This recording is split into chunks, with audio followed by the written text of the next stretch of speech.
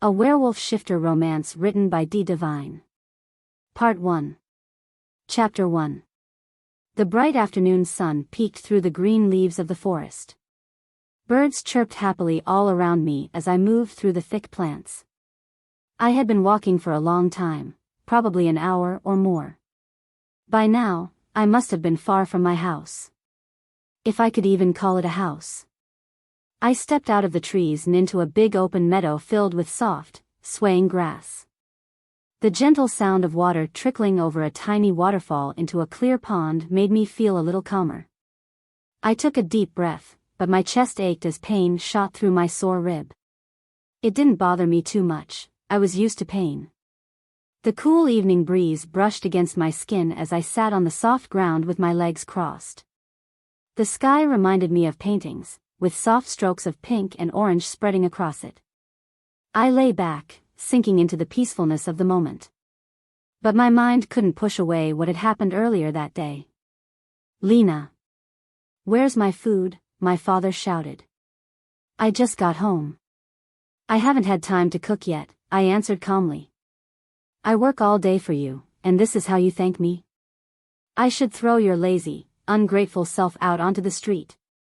Ever since my mother passed away, my father had gotten worse.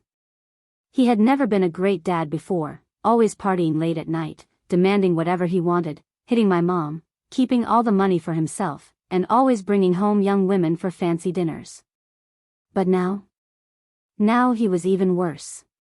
He drank almost every night, never paid the bills, and brought home random drunk girls. Without my mom around, he needed someone else to take his anger out on. And that person was me, a 16-year-old sophomore. Losing my best friend, Ethan, the year before had only made everything harder to deal with. "I just got home, Dad. Why don't you make it yourself? You have 2 hands, don't you?" I snapped. "You ungrateful little." I ducked, barely dodging a punch aimed at my face, but his other fist slammed into my ribs. It hurt, but I had learned to handle it. My father had trained in Taekwondo for 5 years when he was my age, which made it even worse. He let me go, thinking the hit had hurt me more than it actually had. After 3 years of this, I had figured out a trick: play dead. If I acted like one punch knocked me down, he would usually stop. Usually. Sometimes, though, he got so angry that he just kept hitting me over and over. That's how I ended up in the hospital once under a fake name. I ran straight to the forest. I had found it past a deep river not far from my house. There was a shallow part downstream where I could hop across on some rocks to reach the other side. The forest stretched for miles, covering the hills like a green blanket. I had explored as much of it as I could, but I had never gone more than 3 miles in. As far as I could tell, no one lived there. The place seemed untouched, like no one had ever hunted or camped there. The river's strong currents kept people away, and there was another, easier-to-reach forest in the other direction. That meant this one had been left completely alone. A sound stopped my thoughts. Footsteps. I froze, listening closely. I looked around but saw nothing. The steps kept getting closer. Quickly, I climbed up a tree, hiding behind the thick leaves. I stayed as still as possible, breathing slow and quiet. Then, I saw him, a boy about my age. I pressed myself further behind the leaves, not wanting to be seen. He had messy dark hair and wore rough, handmade clothes. His deep brown eyes held something old and wise, way beyond his years.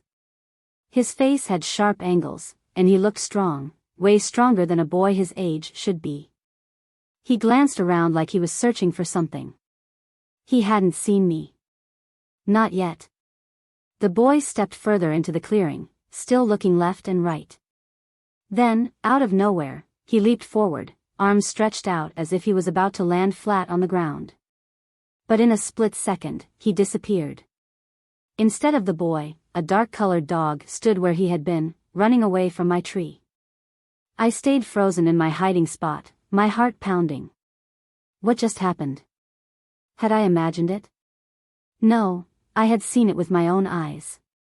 A boy had turned into a dog, right in front of me. It was impossible, but it was real. I didn't see any sign of him anymore, so I climbed down and started heading back to the river and my house. I needed to find that boy again. Not just because I was curious. I had to prove to myself that I wasn't crazy. As I stepped onto the rocks in the river, I stopped at the sound of a lonely wolf's howl, echoing through the night. Wanting to see what would happen next, why not subscribe to this channel to get to listen to more of our upcoming exciting stories? Click on the subscribe button now. Thank you. Chapter 2. I woke up feeling really sore because my dad had been really angry when I got home the night before. It wasn't the worst he had ever done, but it was still really bad.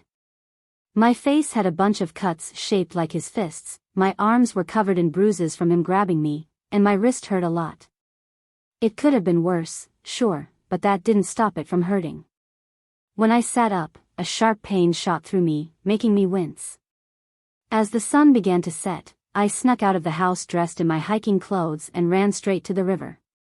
Ever since I saw that boy, the one who turned into a dog, I hadn't been able to stop thinking about him. Who was he? How did he change like that? I had thought of so many possible answers. Maybe he was a mutant? A science experiment? An alien? Some kind of magical creature? Or maybe I had just imagined it. No, I had seen it with my own 2 eyes. There was no mistake about it. Oh, come on. That's impossible. You're just making things up. I am not. Yes, you are. I am not. Then explain it. How could someone turn into a dog? That doesn't even make sense. I know what I saw. Obviously, you don't because that's not real. You're crazy. If I'm crazy, then so are you. So, just be quiet. Fine. But don't blame me when you realize I was right. Ugh. I hate arguing with myself. Yeah? Well, same here. I reached the creek and carefully stepped across the rocks to get to the other side. Then I ran to the meadow where I had seen the boy before. Nothing. No sign of him at all. So, I kept going, moving deeper into the forest than I ever had before. I saw a bunch of amazing things, a waterfall, a den full of little fox cubs playing, the remains of an old broken-down cottage, a field of colorful flowers, a silver lake glowing in the moonlight, and a pond full of frogs, fish, and lily pads with dragonflies buzzing around and fireflies blinking in the dark. Everything was beautiful, but there was still no sign of the dog boy. The moon was high in the sky when I finally gave up. With my head hanging low, I turned back toward the river. Then I heard something, a twig snapping. My head snapped around, and I climbed up into a tree, peering out to see what it was. That's when I saw them. 4 huge wolves ran through the trees. The biggest one, a gray wolf, led the way, and the others followed closely behind. Then, out of nowhere, they stopped. My eyes widened in shock as their bodies began to shake and blur. Then, just like that, they were no longer wolves but men. 3 men, probably in their late teens or early 20s. I gasped quietly, but whatever they weren't normal humans. 3 sets of eyes turned toward me. Oh no. I jumped down from the tree and ran. Get her, one of them yelled. Oh, crap. Not good. Not good at all. I ran as fast as I could, but it wasn't fast enough. Someone tackled me, knocking me to the ground. I fought hard, struggling to break free, but my hands were yanked behind my back and held tight. Alright, here's how this is gonna go, kid. I'm letting you up, and you're coming with us. No fighting. Got it? I didn't say anything. A sharp pain shot through my back as his knee pressed down harder. I let out a small cry. I said, "Do you understand?" "Yes." I shouted, my face pressed into the dirt. Good. Rough fabric was tied around my wrists, tight enough to make my fingers tingle. Someone grabbed my elbow and yanked me up. I let out a scream, but before I could get too loud, a hand clamped over my mouth. "Shut up, you annoying little human." Oh no, he didn't. Oh, hell no. I pulled my knee up and hit him where it really hurts. He groaned, fell to the ground, and let me go. I took off running toward the river. Wait, which way was it? I was lost. Lost and being chased by crazy wolf people. Just my luck. I ran as fast as I could through the dark forest, trying not to trip, but my hands were still tied, and it was hard to keep my balance. Suddenly, someone tackled me again, slamming me to the ground. "Well, that wasn't very nice, sweetheart," one of them sneered. He grabbed my elbow and yanked me up. I tried to scream, but his hand covered my mouth. "Ah, ah, ah. Keep quiet, or we'll make you." He dragged me through the trees, back toward the others. The guy I had kicked was glaring at me, his dark hair falling into his coal-black eyes. He stepped forward, pure anger written all over his face. Then, smack. A sharp pain exploded in my cheek as his palm met my face. "You're going to regret that, you little brat," he growled. A sharp blow hit my head, and then, nothing. I woke up to voices. "What are we gonna do with her?" "Well, that depends, doesn't it? I mean, if she doesn't have the gene." Silence. A long, heavy silence. "Well, we can't let her live knowing our secret, can we?" Another long pause. "No, I guess not." "Not alive?" "Oh no, no, no." This was bad. Really bad. I tried to move, but my hands were tied to some kind of pole. I looked around. The walls were made of canvas? Was I in a teepee? Morning light peeked through the small hole at the top. My mouth was taped shut, making it impossible to scream. "Dude, you are so screwed. Will you shut up? You're not helping." I fought against my restraints, but it was useless. I wasn't going anywhere. "Hey. Cade. She's awake." The three guys from before walked in, the shaggy-haired one leading them. "Well, hello there," he said, grinning. "Glad to see you're up. I'm Cade, by the way." I just stared, taking in every detail of his face. He was tall and muscular, probably in his mid-20s. His deep brown eyes had a hint of red in them. His face was all sharp angles, no softness left. His grin was mocking, his teeth gleaming white against his tan skin. He wore only cut-off jeans. His bare feet were covered in dirt. The others looked a lot like him, except one had short blonde hair and the other had a buzz cut. They were all shirtless, their chests covered in sweat. "This is Zane," Cade nodded toward the blonde. "And Talon," he motioned to the buzz-cut guy. "Now, let's run a few tests." Talon pulled something from his pocket. The metal glinted in the light. A knife. My heart pounded. I struggled, but Zane held me still. Talon dragged the knife across my forearm, letting my blood drip onto a metal plate. He studied it, turning it in the light. Then he nodded. Cade clapped his hands. "Good. No time to waste." Before I could react, Zane held me still, and Talon tilted my head, exposing my neck. Cade lunged, sinking his razor-sharp teeth into my skin. Fire shot through my veins, burning, spreading, consuming me. And then, darkness. Wanting to see what would happen next, why not subscribe to this channel to get to listen to more of our upcoming exciting stories? Click on the subscribe button now. Thank you. Chapter 3. I shot awake, gasping for breath. I lay on a small cot made of a few bundled blankets. My hands were still tied behind me.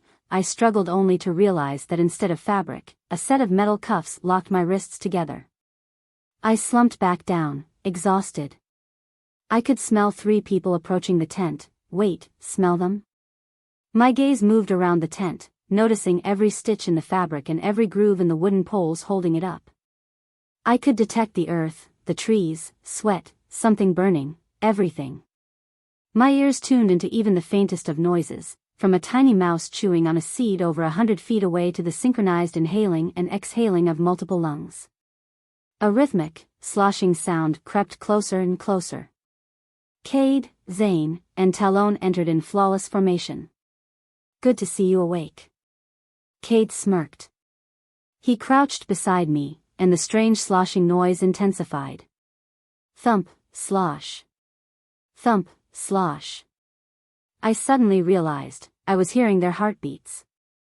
"What the hell did you do to me, you jerk?" I spat. "Oh, that's not very polite. You need to learn some respect." He grabbed my arm, yanking me to my feet. "Now listen here, pup. From now on, you will address me as Sir.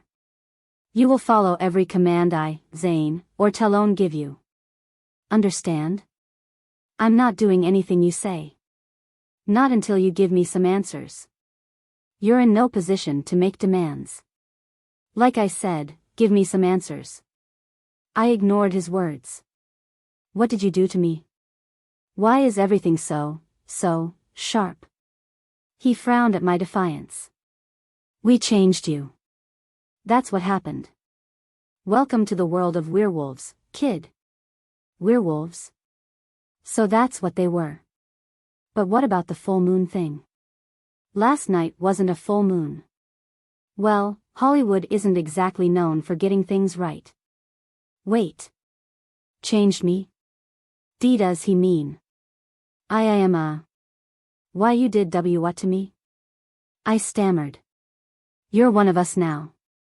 Congrats, kid, Talon said coldly. Cade dragged me out of the tent, Zane and Talon right behind us. I was too stunned to resist. The moon hung high in the sky again.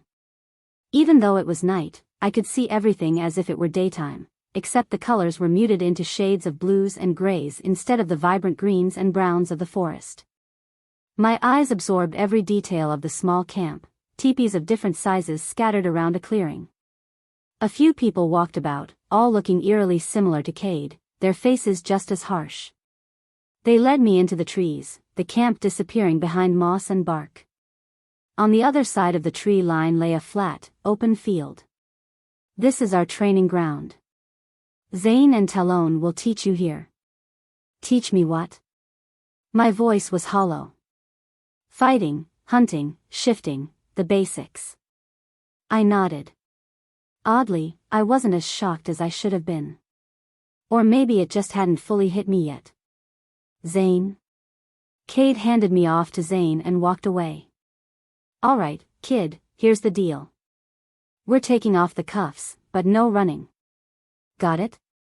We will catch you, and Cade's got one hell of a temper. I nodded. The shock was wearing off, and my mind started working again. Brute force wouldn't work against them. If I wanted to escape, I had to be smart. For now, I'd play along. They unlocked the cuffs, and I rubbed my sore wrists. All right. We're just going to get you used to your new senses for now. After all, you just woke up. Follow me. He walked into the trees and sat cross-legged a few feet in. Oh, shut up. You just told yourself to sh. Hey. Focus. We have bigger problems than our stupidity. Fine, fine. What now, genius? We find Cade and his idiot crew. Maybe they'll finally answer some questions. Better than nothing. By now, I had accepted the truth. I know, sudden, right? But after last night, or however long I had been out, there was no denying it. I was a werewolf. Now I had to get out of here. Sure, I could probably overpower them and run. But considering they all had the same strength and speed I did, about 20 of them, it wasn't the best idea. I pushed through the tent flaps, stepping out. Cade's men were scattered around the camp.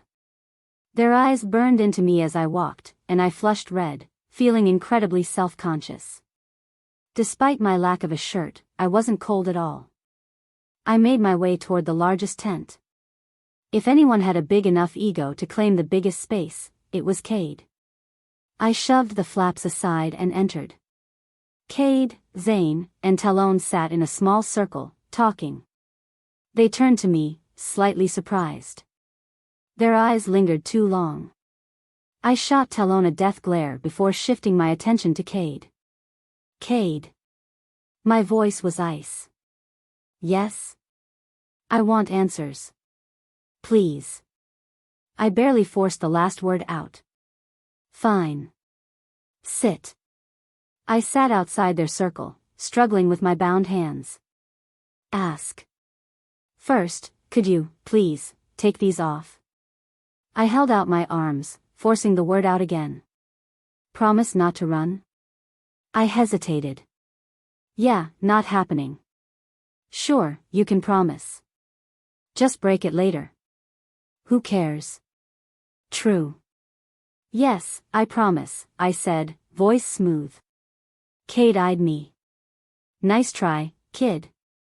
I know a lie when I hear one. Damn it. Fine, I muttered. Now, your questions? And so, the answers began. And with them, more secrets I wasn't ready to hear. Wanting to see what would happen next, why not subscribe to this channel to get to listen to more of our upcoming exciting stories? Click on the subscribe button now. Thank you. Chapter 5. Today, we're going to learn how to fight, Talon snarled, his glare fixed on Zane. Come here, girl. I hesitated. Now, he bellowed. After the last beating from Musclehead over there, I was honestly a little scared of him. I knew it was dumb, but it reminded me of my father. I sprinted to his side. Without warning, he turned and punched me across the face, sending me crashing to the ground. A solid right hook, he said, is always a great move. He drove his foot into my stomach, knocking the air right out of me. And always remember, when you strike someone in the gut, aim below the ribcage, it'll leave them gasping for breath. He yanked me up by my arm and forced me to stand. Then he struck me again, then again, then again, keeping a grip on my arm so I wouldn't collapse. Warm blood trickled down from my newly split lip. His foot connected with my chest, and I went flying, skidding across the dirt. A good combo is always important, he sneered. He was on me in a second, slamming his fist into my face over and over. Desperate, I swung at him wildly and instantly regretted it. He caught my fist in his hand and bent it backward. A sharp snap rang out, followed by searing pain shooting through my arm. He let go, and my arm hung limp at my side. He grabbed my good arm, yanked me up, and hurled me face first into the ground. I tried to push up, but my wrist screamed in agony, giving out under me. I cried out as he stomped his foot down on my leg, pinning me before pressing it against my back. You're pathetic. Weak. You couldn't hurt me if your life depended on it. You'd be useless in a real fight. You're just a fragile, whining brat who doesn't belong anywhere. A worthless waste of space. He lifted his foot, ready to crush my spine. I squeezed my eyes shut, bracing for the paralyzing pain. But then, a sickening crack filled the air. I turned my head and saw Zane tackling Talon, pounding his fists into his face again and again. If you ever touch her again, I'll break your neck, he shouted. He stood up and kicked him hard in the ribs before turning toward me. Without hesitation, he scooped me up in his arms and carried me back to camp. Zane. A voice rang out. Zane turned his head at the call of his name. Talon sat up, propping himself on his elbows, crimson blood dripping from his nose and mouth. You traitor. You're betraying your pack, your brothers, all for this girl? His voice was thick with anger and hurt. His deep brown eyes glowed with fury. Zane said nothing, just stared for a moment before turning away again. He looked down at me, his face filled with something unreadable. Come on, Lena. Let's get you patched up. The training field and a bloodied Talon disappeared behind the trees as Zane carried me away, both my captor and my savior. Zane gently set me down on a fold-out cot inside a large tent. My wrist and leg were strangely numb now, and I could feel my face swelling. He wrapped my injured limbs with an elastic band, keeping them mostly still. Then he soaked a piece of gauze and wiped the blood from my face. No chains? I gasped, wincing as a chuckle sent sharp pain through my ribs. No, he said, grinning. Not much point in chaining someone who can't walk. Give it a few days, and we'll probably both end up cuffed. He pulled a stool up beside me. A few days? Are you insane? There's no way I'll be walking that soon. We wolves heal way faster than regular people. You'll be fine in about 3 days. Well, at least there's something good in this mess. But barely. A tiny silver lining. Minuscule. But hey, we'll take what we can get. Zane absent-mindedly ran his fingers through my hair, his expression oddly soft. A small smile tugged at one tan cheek, little crinkles forming near his eyes. Weird. Okay, ignoring that for now. One question at a time. Zane? I asked, frowning slightly. He murmured, still absent-mindedly playing with my hair. Why did you help me? His hand stilled. He looked away, exhaling heavily. Lena, Zane. Cade's voice sliced through the air. He burst through the tent flaps, locking eyes on Zane. Outside. Now. Zane sighed and stood, walking out. Lucky for me, the canvas was thin, so I could hear everything. What the hell were you thinking? Cade snapped. Light from outside cast their shadows against the canvas. Cade's arms flailed in frustration. He's beta. You can't just attack your superior. You didn't see what he was doing to her. Frankly, I don't care. And neither should you. You've watched plenty of pups go through Talon's training, and you've never said a damn thing before. It's different. Oh, really? Do tell. Cade's voice dripped with sarcasm. Zane's head hung low. I couldn't. He was choking on his words. She's a tool, Zane. Nothing more than a means to an end. You can't get attached to every helpless girl who stumbles into this camp. You know what happened last time. I let it slide once, but don't think I'll do it again. Cade stormed off, leaving Zane standing there alone. Last time? What last time? Zane slowly re-entered the tent. Lena. He muttered, staring at the dirt floor. I have to go. I'll, check in on you later. His voice wavered, like he was holding back something painful. Then he turned and walked out. Holy crap. Whatever happened before, it must have been bad. Yeah. Really bad. Wanting to see what would happen next, why not subscribe to this channel to get to listen to more of our upcoming exciting stories? Click on the subscribe button now. Thank you. Chapter 6. Dun da da dun, dun da duh. Today, we're going to work on basic transformation. Cade stood before me in the training field. It had been 4 days since the incident with Talon. I hadn't seen even a trace of him or Zane. Most of that time, I had been lying in a cot with my wrist shackled to one of the posts. Isn't my life just absolutely fantastic? Answer, no. It's absolutely terrible. Today was my first time out of the med tent, and here I was, already back on the training field. Drill sergeant, anyone? Come here, Lena. I walked toward Cade. Unlike Talon, I wasn't terrified of him randomly tearing my limbs off, though I never let my guard down around these crazies. He reached into his pocket, and I immediately stiffened. My body eased when he pulled out a key instead of a weapon. He grabbed my arm and spun me around so my back faced him. I knew better than to fight it, this guy had an enormous ego. Apparently, he was the alpha, which meant he thought everyone should follow his every word like he was some kind of deity. What a joke. But the thing about Cade? He was ridiculously easy to upset. And when you did, disaster followed. I learned that from my time in the med tent. Well, I overlearned it, but still. Someone in that pack had talked back to Cade. Cade hadn't liked that. So, the guy got whipped and tied to a post for 3 days straight. This morning, I saw them release him. His back was covered in fresh scars, his body looked weak, and his spirit was shattered. This guy was insane, but everyone here obeyed him like their lives depended on it. If I wanted to escape, I had to play nice. Or, at the very least, avoid making him angry. Cade twisted the key, and the metal collar unlocked. The weight slipped off my neck, and I nearly sighed in relief. It's shocking how light you feel when a 5-pound chunk of metal is finally gone. I touched the raw skin on my neck. It had healed, reopened, and healed again repeatedly.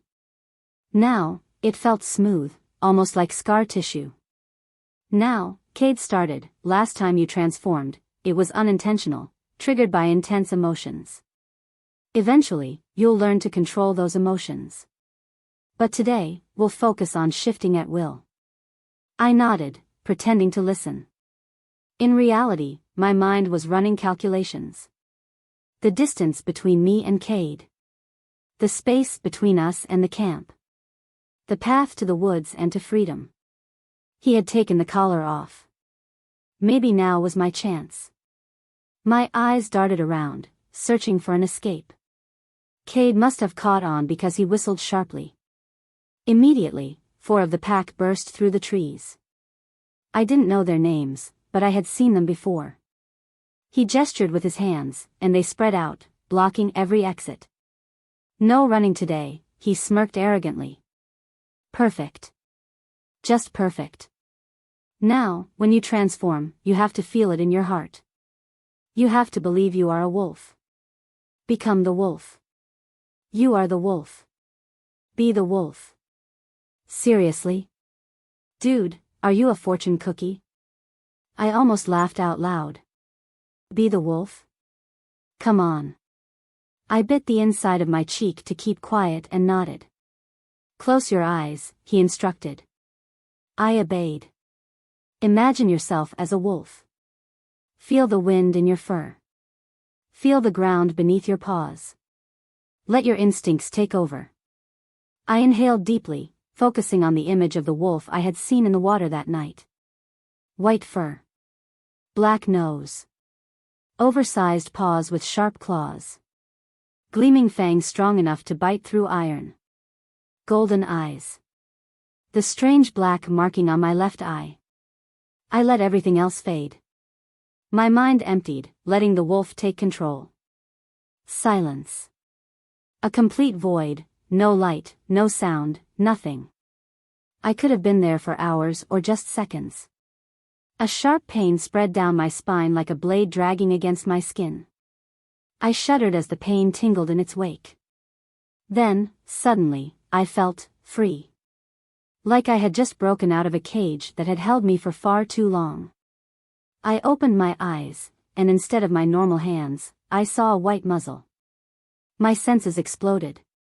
The sun burned orange against the sky, birds chirped in perfect rhythm, the air smelled damp from last night's rain, and the grass felt cool beneath my paws. I had done it. I was a wolf. I inhaled deeply, loving the power coursing through me. It felt natural. Like this was who I was always supposed to be. My gaze flicked toward the trees, and suddenly, I had the strongest urge to run. Not to escape, just to feel the wind against my face.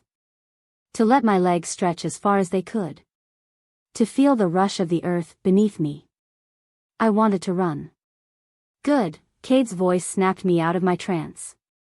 I turned to see him, that same arrogant smirk plastered on his face. With time, you'll be able to shift in milliseconds. But this wasn't bad for a first attempt. His gaze locked onto my left eye, his expression shifting to something almost puzzled. His brows furrowed as he studied me. I sat down, waiting for him to say something. Someone cleared their throat, snapping Cade out of his daze. He shook his head and refocused. Right. Now shift back. I tried reversing the process. Since Captain Clueless hadn't actually told me how to shift back, I just went with my gut. I pictured myself as human, brown hair, green eyes rimmed with gold, the way my legs felt, the ability to speak. The abyss swallowed me again, total sensory deprivation. Then, pressure, like I was being crushed at the bottom of the ocean. It faded, but something still felt off. Like I was in the wrong skin. Then, suddenly, I was back. My human form returned. The cool air touched the exposed skin my cut-offs and bra didn't cover. My alertness faded, replaced by something unsettling. I felt wrong. Like a pig eating bacon. Just wrong. Cade loomed over me, easily 6 inches taller. Now shift again. Are we playing Simon Says or something? And that's how the day went. Over and over. Shifting back and forth. It was exhausting. I improved slightly, cutting my shift time from 4 minutes to 3. Well, whoop-dee-doo. 1 whole minute. Impressive. We walked back to camp, my collar securely back in place. Once inside my tent, the chain locked around my wrist. Longer this time, I could actually move. But I didn't.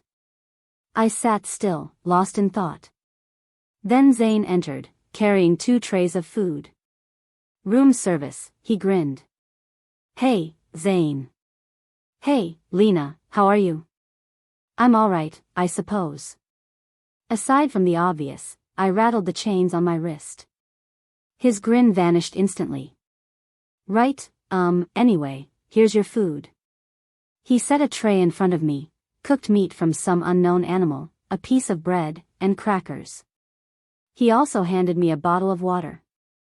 I had been eating the same thing, with the occasional vegetable or fruit, for the past week. Yes, I had counted.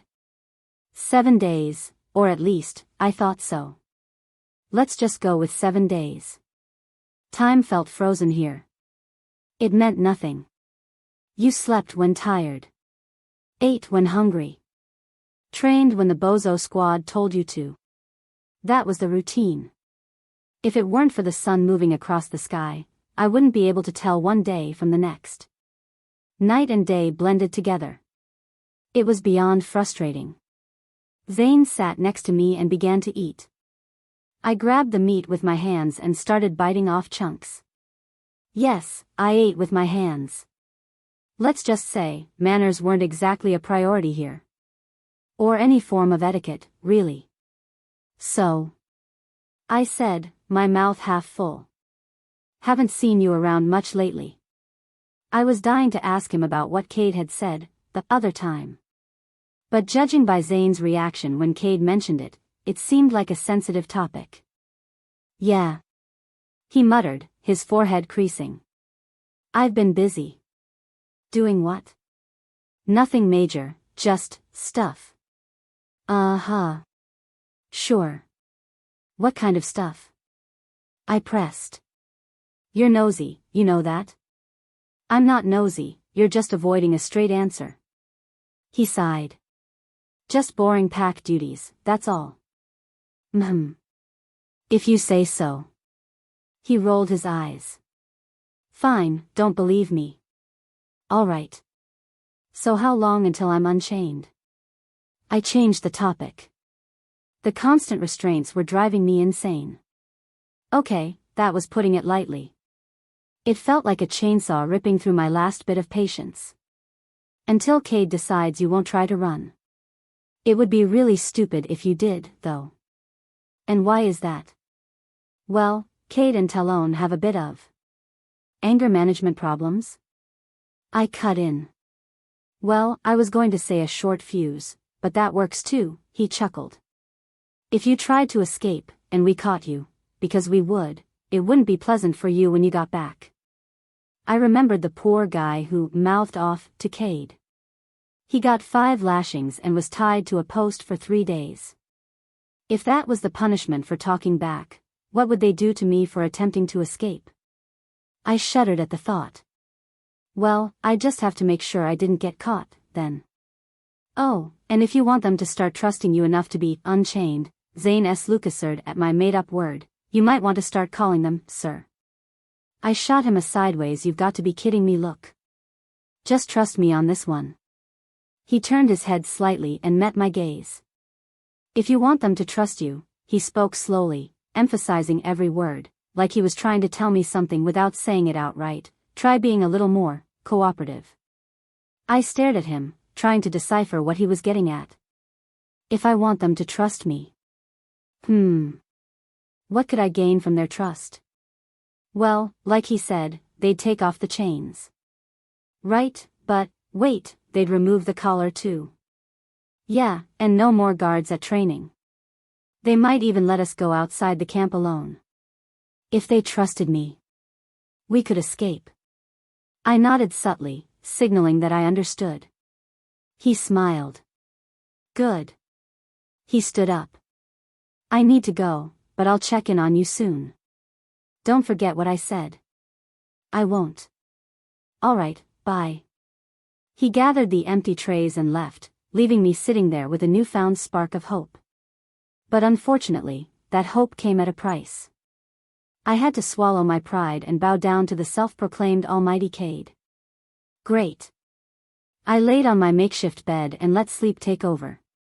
I was back in the training field with Cade, but this time, Zane was there too. That made me feel oddly reassured. Lena, Cade said. Zane gave me a meaningful look. I internally groaned. Yes, sir. I responded. Cade looked surprised. Clearly, he hadn't expected me to be respectful. Shift into your wolf form. Yes, sir. The words felt like thorns scraping against my tongue, but I knew it would all be worth it in the end. I concentrated on shifting. I envisioned my wolf form, and it happened almost instantly. The sharp, searing pain, the eerie abyss, the overwhelming rush of new sensations. It was like rewinding and fast-forwarding at the same time. It only took a minute or two. I opened my golden eyes and waited. Cade nodded approvingly. Now shift back. Ugh, this was going to be a long day. 2 weeks passed. My plan was working. Every day, I gained more freedom. I called Cade and Talon "sir" without hesitation, and they seemed convinced that I had finally accepted my fate here. Yeah. Like that would ever happen. I was allowed to move freely around the camp instead of being chained inside my tent. The collar remained, and I was never left alone at training, but hey, progress was progress. Each day was the same: train, eat, sleep, and spend time with Zane. That's right. Zane and I had become friends. We spent whatever spare moments we had together, though Sergeant Overkill's insane training schedule didn't leave much time for anything else. I hated to admit it, but being here wasn't as unbearable as I originally thought. Don't get me wrong, I still planned to escape. But once you got past the whole kidnapping thing, it wasn't that bad. Zane and I strolled through the forest. It was midday, the sun glowing overhead, making the leaves glisten like tiny crystals. We walked in silence, soaking in the sounds of nature, until we stumbled upon a small lake. I had never seen it before. The water was clear blue, almost unreal. A rock formation about 8 feet high had water trickling over it, creating a small waterfall. The foam gathered where it met the lake. That's when it hit me: I hadn't had a real bath since I was taken. The closest thing to a shower was dumping canteen water over my head. Hey, Zane. I stopped and grabbed his arm. Yeah? You up for a swim? The water was amazing. I scrubbed my arms, legs, hair, and face, trying to wash away the layers of grime. I glanced around. Zane was gone. Zane? I called. Cannonball. I turned just as Zane leaped off the waterfall, tucking into a ball. He crashed into the water with a huge splash, drenching me. He surfaced, laughing. His laugh was light, like wind chimes, but deep and resonant, vibrating through the water. I laughed too, loving the rare moment of freedom. Wanting to see what would happen next, why not subscribe to this channel to get to listen to more of our upcoming exciting stories? Click on the subscribe button now. Thank you. Chapter 7. I grabbed another piece of meat from the metal tray and stuffed it into my mouth. It had now been exactly 23 days since I arrived here. 23 days. 23 days of uncertainty, 23 days of pain mixed with fleeting happiness. I chewed the meat slowly, lost in thought. Ever since Cade had removed my collar, I had been struggling with the whole running away dilemma. If I escaped, where would I go? I couldn't return home. I would never go back to my father. Where else was there? I had no money, no other family, nowhere to go. Maybe I could live in the forest, hunt for my food, and sleep beneath the stars, but what kind of life would that be? Surviving alone in the wilderness? No, I couldn't do that. As much as I loved my nighttime forest adventures, I couldn't live out the rest of my life in solitude. But I can't stay here. I mean, they kidnapped me. One of them beat me to a pulp. I'm miserable here. Yeah, but is that your own fault? What? Well, think about it. They've actually been decent to you ever since you started saying, yes sir, and, of course sir. Maybe, just maybe, you could be happy here. If we just follow the rules and keep our head down, maybe we could make this work. It wouldn't be so bad. After all, we do have Zane. I couldn't argue with that. Maybe it was my fault. Maybe if I just followed their orders, I could live here and find some kind of happiness. Just maybe. Zane was so kind, so thoughtful, maybe I could belong here, with him.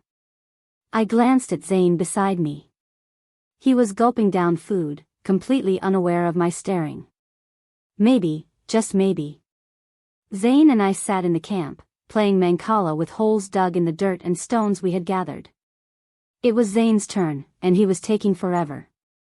I leaned back on my hands and glanced around the camp. My brows furrowed when I noticed something.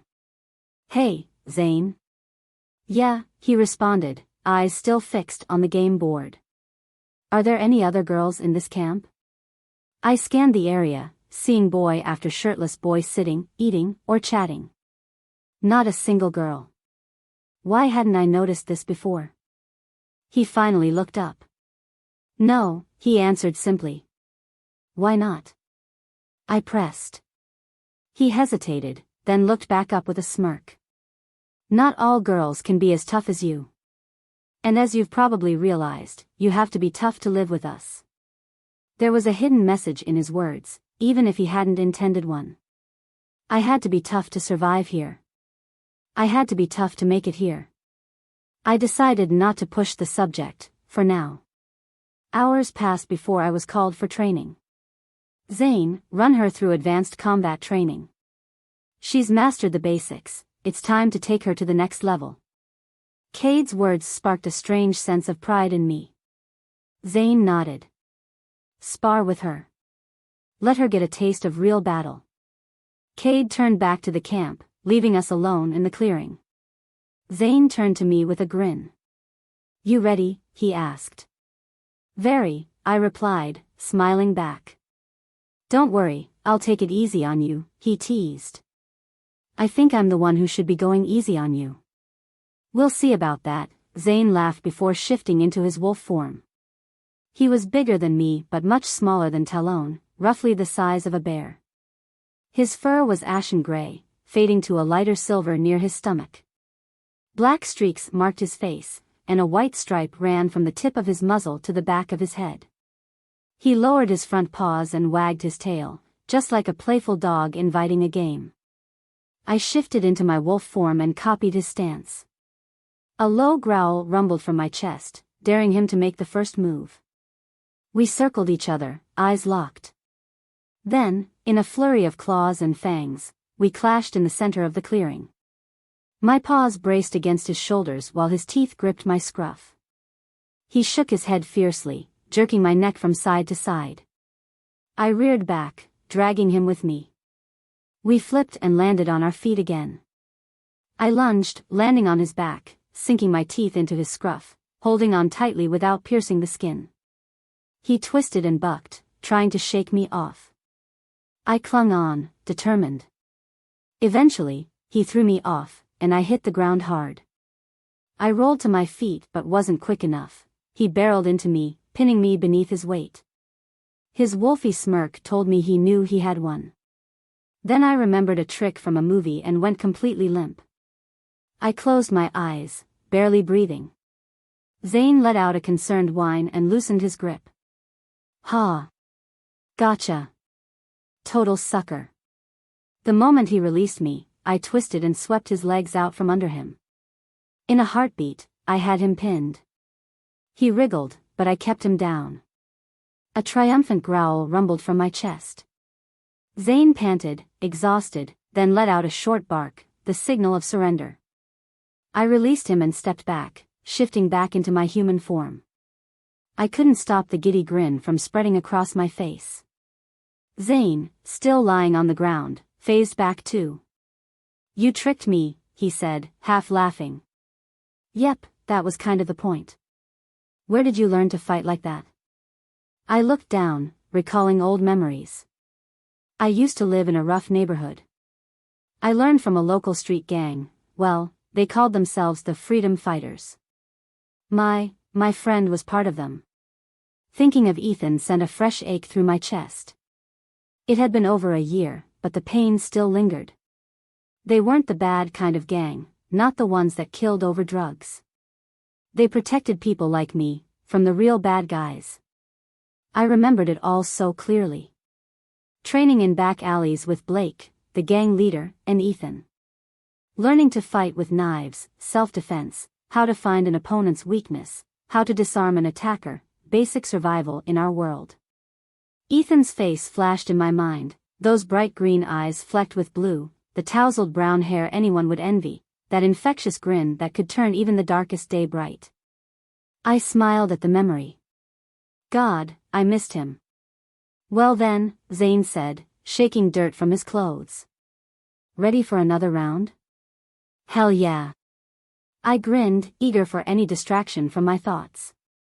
We shifted back and fought again. Hours later, the score was Zane, 5, me, 4. I slammed him into the ground, winning my 5th round. We phased back, panting. Any wounds we had were already healing. The sun had dipped behind the tree-covered hills, casting long shadows. "We're tied. We can call it a draw if you're too tired," I teased, waggling my eyebrows. "Never," he yelled, charging at me. I leaped to dodge, but instead of landing, I kept rising. Higher and higher. Zane gawked up at me, mouth hanging open. I flailed my arms, only, they weren't arms. I looked to my sides and saw a massive 6-foot span of white feathers sprouting from my back. "I have wings?" I screamed. Wanting to see what would happen next, why not subscribe to this channel to get to listen to more of our upcoming exciting stories? Click on the subscribe button now. Thank you. Chapter 8. I stopped flapping my arms, wings, and dropped like a stone. I hit the solid, rocky ground with enough force to seriously injure a human, but for me, it would only leave some nasty bruises.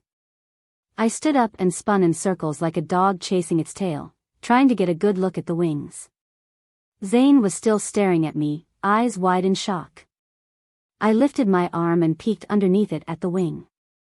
It stretched longer than my height, at least 6 feet, and was pure white like fresh fallen snow. Black wavy lines decorated the edges, curling along the bottom like vines. First, I turned into a giant wolf, and now this? I screamed internally. I tore my gaze away from my wings, and turned my focus on Zane. His mouth still hung open as his eyes darted from one wing to the other. "Care to explain this?" I flailed my hands wildly at my new feathery appendages. I. Zane stammered. He swallowed, then spoke more steadily. I think this is something Cade should explain. Oh, come on, I was cut off as he yanked me toward the camp. He paused and looked back at me. Do you think you could, tuck those in? He pointed at my wings. I focused on the strange muscles and managed to fold my wings against my back. They pressed tightly, forming only a slight bulge beneath my shirt. He pulled me forward again, and we ran at full speed toward Cade's tent, hoping no one would notice the two massive, feathered monstrosities stuck to my back. We reached Cade's tent and burst through the flaps, not bothering to announce ourselves. Zane? Lena? Cade looked up from the map he had been studying, his expression shifting to confusion. When he caught sight of our Palukist looks, his face hardened with concern. What's wrong? Zane glanced at me and nodded, silently telling me to show Cade. I let my wings relax and stretch out. Relief flooded through me as I released the tension in my muscles, like taking off a heavy backpack after a long day. I extended them as far as I could without knocking over the canvas walls of the tent. For a split second, Cade's face showed shock before shifting to understanding. He sighed, lowering his head, nodding to himself. Lena, you might want to sit down. He folded his legs beneath him, and Zane and I followed, settling on the cool dirt floor. I shifted, and my wing accidentally smacked Zane in the back of the head. Ow, he exclaimed, rubbing the spot. Oops, I muttered. Turning in the other direction, my feathers brushed against something behind me, and I heard a loud crash as it hit the ground. I winced at the sound of breaking glass. Sorry again. It's fine, Cade waved a hand dismissively. To get rid of them, just shift back to your human form like normal. Ha! As if you can call any of this normal. I rolled my eyes mentally. Following his instructions, I focused and felt my wings disappear into my back. A shiver ran down my spine as my shoulders suddenly felt light again. Cade took a slow, deep breath before explaining. Lena, you're a different kind of werewolf. This type has had many names. Omnimodus sums, meaning universal body. Deus of bestia, meaning god of beasts. The most commonly used term is a movio deus, or shifting god. In your case, a movio de, shifting goddess. This type of werewolf is identified by a unique mark in their fur.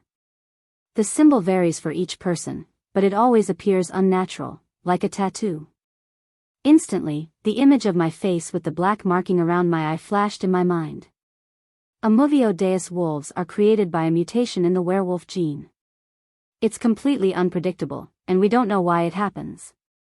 They're incredibly rare, one is born for every 500,000 normal werewolves. They don't just shift into wolves. Often, they take on full forms of other mammals, though with birds, reptiles, and other creatures, it's usually just partial traits, like your wings. As you experienced in training, these transformations happen randomly. We don't know when your next shift will happen or how many different forms you'll take on. Some Movio deus also develop special abilities, but these, too, are unpredictable. Movio deus are extremely powerful. Because of that, you'll begin a new training program to harness your abilities. There's another camp not far from here, and I'm sending you there for a while. His words sounded so final, as if that alone explained everything.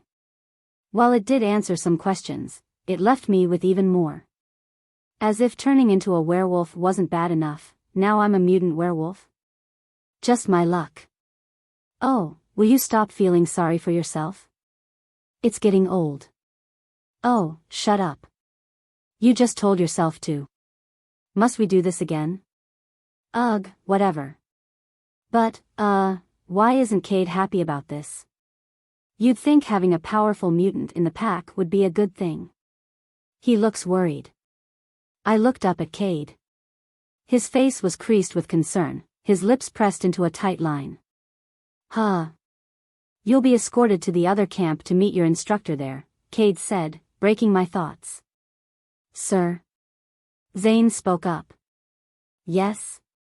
I request permission to accompany her for training. He said it in a formal tone, like a soldier addressing a general. I suppose there's no reason why not. I don't need you here for anything urgent.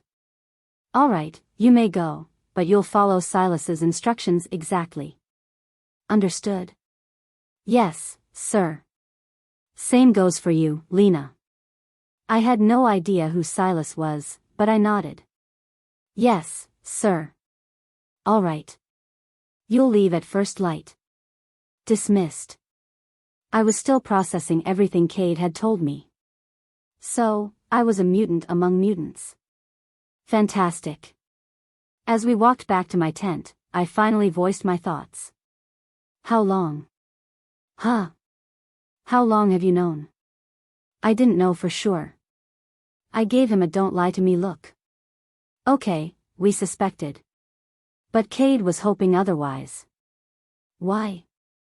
If I'm so powerful, wouldn't that be a good thing? Yes, but Amuvio Deus tend to be rebellious. They hate being controlled, and most of them end up as nomads. If you weren't on our side, it could be dangerous. And, well, you being you, Cade is nervous. Oh, was all I could say. Who's Silas? And why is he separate from the pack? He should explain that himself. We'll leave in the morning. He stood to go. Zane, I said in a tell me now or else tone. He paused, half-turned. I'll see you tomorrow, Lena. Then, he slipped out of the tent. Zane? I called. No answer. Zane? Still nothing.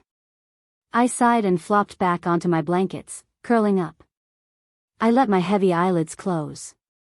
That night, I dreamed of soaring through the sky, the wind carrying me higher and higher. Lena. Lena. Wake up. Zane shook my shoulder. Empich, what? I groaned. We're leaving now. Leaving for where? Silas's camp. Oh, right. I yawned, still groggy.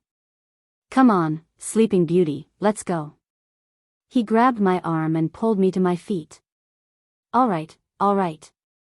I'm coming, Mr. Impatient. He rolled his eyes and stepped out of the tent. The sun had just begun peeking over the horizon as we made our way through the woods. We had been trekking for 2 straight hours, and I was getting irritable from lack of sleep and food. Zane? Yeah? Are we there yet? No. What about now? No. Now? No. Now? No, Lena. His tone was starting to sound annoyed. I went quiet, counting to 10 in my head. What about now? No. Geez, Lena. We're not there yet. He spun around and threw his hands up in exasperation. Okay. I said, raising my hands in surrender. No need to freak out, it was just a question. He turned back and continued walking. I decided to entertain myself while passing the time. 99 bottles of soda on the wall, 99 bottles of soda, I sang internally, knowing that if I sang out loud, Zane might actually strangle me. I know a song that gets on everybody's nerves. Hey. Wrong annoying song, genius. I'll sing my song, you sing yours. Ugh, fine. Take one down, pass it around, 98 bottles of soda on the wall. Everybody's nerves, everybody's nerves. 98 bottles of soda on the wall. I know a song that gets on everybody's nerves. 98 bottles of soda. And this is how it goes. Take one down, pass it around. I know a song that gets on everybody's nerves. 97 bottles of soda on the wall. Everybody's nerves, everybody's nerves. And so it went on until I reached 14 bottles. Zane suddenly halted. Oof. I grunted as my nose collided with his back. We're here, he said. I peeked out from behind him and saw a small clearing, about the same size as our training field. 2 canvas tents were set up on one side. A man stood beside one of them, staring straight at us. He was tall, taller than Zane, with the same sun-kissed skin. He seemed older than the rest, likely in his early 30s. His dirty blonde hair was long enough to partially cover his nearly black eyes. Like the others, he was shirtless, wearing only a pair of cut-off jeans. His feet were also bare. His face was void of any emotion. "Zane," the man greeted in a deep, rough voice. "Silas," Zane replied. "And this must be Lena." Silas turned his gaze to me. His expression remained neutral, almost bored. I nodded. "Well, don't just stand there. Come on," he said, walking toward the center of the clearing. I started to follow, but Zane moved with me. "Zane, you will not be needed right now." "Wait here," Silas said, his cold gaze never leaving me. "No, I'm coming with her," Zane insisted. Silas' bored demeanor turned to irritation. His head snapped toward Zane. "No, you will not." He raised his hand, palm outward. Before I could blink, Zane was flung backward as if a bull had slammed into his chest. His body crashed into a tree. Silas lowered his hand, his expression returning to boredom. My head snapped between Zane, now sprawled in the brush, and Silas. Did you do that?" I asked, pointing toward Zane. "They didn't tell you?" Silas asked with a slightly puzzled expression. "Tell me what?" "I am an Amovio Deus, like you." "What?" My eyes widened. I thought they would have mentioned that. He trailed off, but I wasn't listening anymore. I ran to help Zane. "Are you okay?" I asked. "Yeah, just peachy," he grunted, wincing as I grabbed his hand and helped him up. I turned back to Silas, my heart pounding with fury. "What the hell was that for?" I yelled. He was being disrespectful. "I do not tolerate that. I would suggest you hold your tongue, young one, or you'll be next." His voice was calm but laced with warning. "The hell I am." "Yeah. I'm an idiot." Suddenly, my body went limp. I had no control over my limbs. Some unseen force lifted me from the ground, pulling me forward until I was face to face with Silas. His hand remained raised, palm toward me. "Yes," he spat, venom dripping from every syllable. His eyes glowed with fury. "You are, actually. I do not tolerate insubordination. From now on, you will refer to me as Sir. I am your superior, and you will obey every order I give without hesitation. Am I clear?" I didn't respond. Fear twisted in my gut. He yanked me closer until our noses were nearly touching. His narrowed eyes bored into mine. I clear?" He enunciated each word, practically growling. As much as I feared him, I was twice as angry. But in that moment, there wasn't much I could do about it. "Crystal," I sneered. "Crystal what?" His lips curled back slightly, revealing clenched teeth. "Crystal, sir," I gritted out. Why are these guys so obsessed with being called sir? No idea, but it's really getting on my nerves. Same. He let go, and I dropped to the ground with a thud. I pushed myself up, prepared for whatever was coming next. "Now," he said, clasping his hands behind his back. "Before I can train you, I need to assess what you already know." He lunged at me, fist aimed straight for my face. I dodged and crouched, attempting to sweep his legs out from under him. He effortlessly jumped over my leg, like a child playing jump rope. I sprang back to my feet, trying to regain balance, but I was too slow. He placed one hand on my forehead and shoved while hooking a foot behind my legs. I lost my footing and crashed backward. He planted his dirt-streaked foot on my chest, pinning me down. "You have much to learn," he murmured, almost to himself. "Yes, much to learn." 30 days had passed since I had been sent to Silas's camp, 53 since I had woken up as a werewolf. The days had grown shorter, and the breeze carried a slight chill.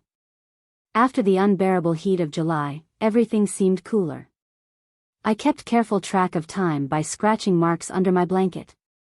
The day I arrived, I carved 23 lines to represent the days I'd already spent at the first camp. Each night, I added another. When would this end? Would it ever? I glanced over at Zane's sleeping face. His golden hair, now long enough to brush his ears, was messily tousled. His face was peaceful, his full lips slightly parted. His breathing was deep and steady. For a moment, I was caught in a daze.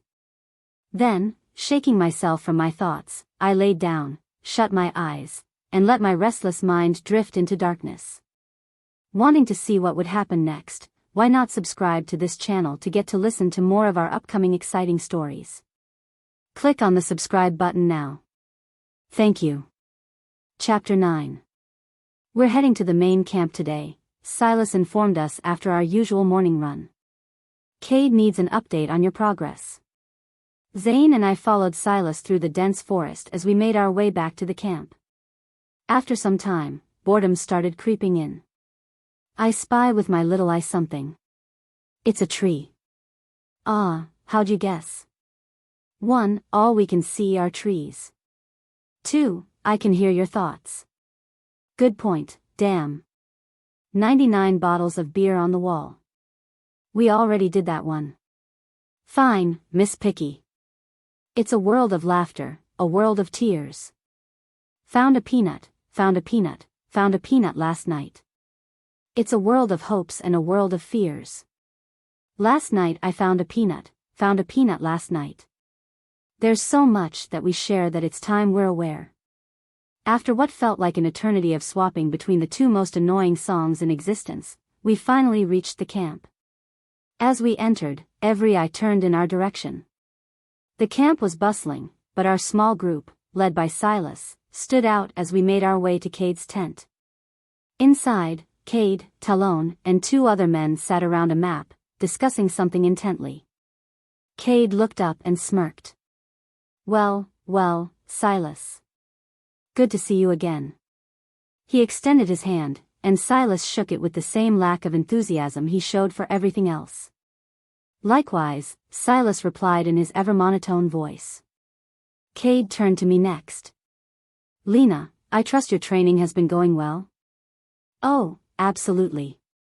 Waking up before dawn for absurdly long runs, being forced to kill harmless animals, and getting my ass handed to me daily by Captain Arrogance over there? Yeah, I'd say things are just peachy. But instead of saying that, I simply nodded. Yes, sir. Good. Cade glanced at Silas. I need a word with you. Without question, we all left the tent. Talon and the others went one way, while Zane and I went another. We walked in silence through the camp, the setting sun casting long shadows behind us. The air buzzed with the sound of birds singing their last notes of the day while crickets picked up where they left off. That in-between moment when the day creatures and night creatures swapped places. We reached my old tent and sat down on the dirt floor. So, think I passed? I joked. With flying colors. Zane chuckled. Think I can finally graduate from boot camp? He scooted closer and draped an arm around my shoulders. Let's hope, Lena. The quiet stretched between us, though I wasn't sure if it was minutes or hours. Time felt strange here. The sky had completely darkened now, yet we could still see perfectly. Zane turned toward me, his gaze locking onto mine. His hand traced along my jaw, and before I could process what was happening, he started leaning in, his breath warm against my face. My body refused to move. My mind raced. His arms slipped around my waist, his fingers pressing against my back, sending an unfamiliar shiver down my spine. His hand gently cupped the back of my neck as he pulled me closer. He closed his eyes, his nose brushing against mine. I barely had time to think before his lips crashed onto mine. I froze. The kiss was soft, yet something felt off. Wasn't I supposed to feel something? A spark? Fireworks? Butterflies? All I felt was nothing. His tongue traced my lower lip, and that was when I knew it had gone too far. Zane, I murmured against his lips, pressing a hand to his chest to push him away. He didn't stop. Instead, his kisses trailed down my neck. Zane, stop. My voice sharpened, but he ignored me, lips moving lower. Zane, stop. I struggled, pushing harder against him, but he grabbed both my wrists with one hand and pinned them down. Oh, come on, babe. I know you want me. His voice was low, smug. Panic surged through me. I opened my mouth to scream, but he silenced me by forcing his lips back onto mine, his tongue shoving into my mouth. I did the only thing I could, I bit down. Hard. Zane yelped in pain, jerking back, his hands releasing me. I said stop. I shouted, scrambling away. He glared at me, silent. When I tried to stand, he shoved me back down and slapped me across the face so hard my head snapped to the side. My heart stopped. Zane, the one person I had trusted, had just hit me. No one, he hissed, says no to me. He pinned me again, forcing another kiss. I kept my lips sealed, but his hands wandered lower, his lips pressing against my collarbone, my stomach, stopping just above my waistband. Help. I screamed, thrashing beneath him. No one came. Desperation took over, and I did the only thing I could, I kneed him hard between the legs. He let out a strangled gasp and collapsed to the side. I bolted. My legs carried me blindly into the woods, ignoring the burning in my lungs. Branches whipped my face, but I didn't stop. Behind me, I heard voices shouting. Footsteps pounding. They were coming for me. 7 men. Chasing me.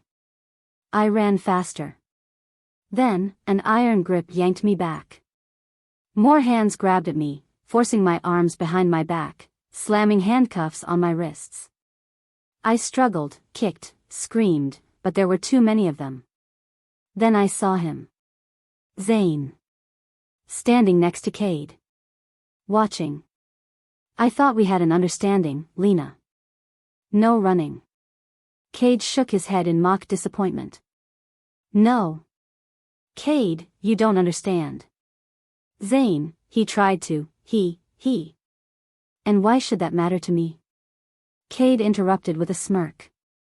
My stomach dropped. Because he attacked me. Cade lifted a hand, silencing me. The only one in the wrong here is you. You attacked a superior. Twice. Self-defense. I shrieked. Take her to the whipping post. No. Cade, please. Zane, please.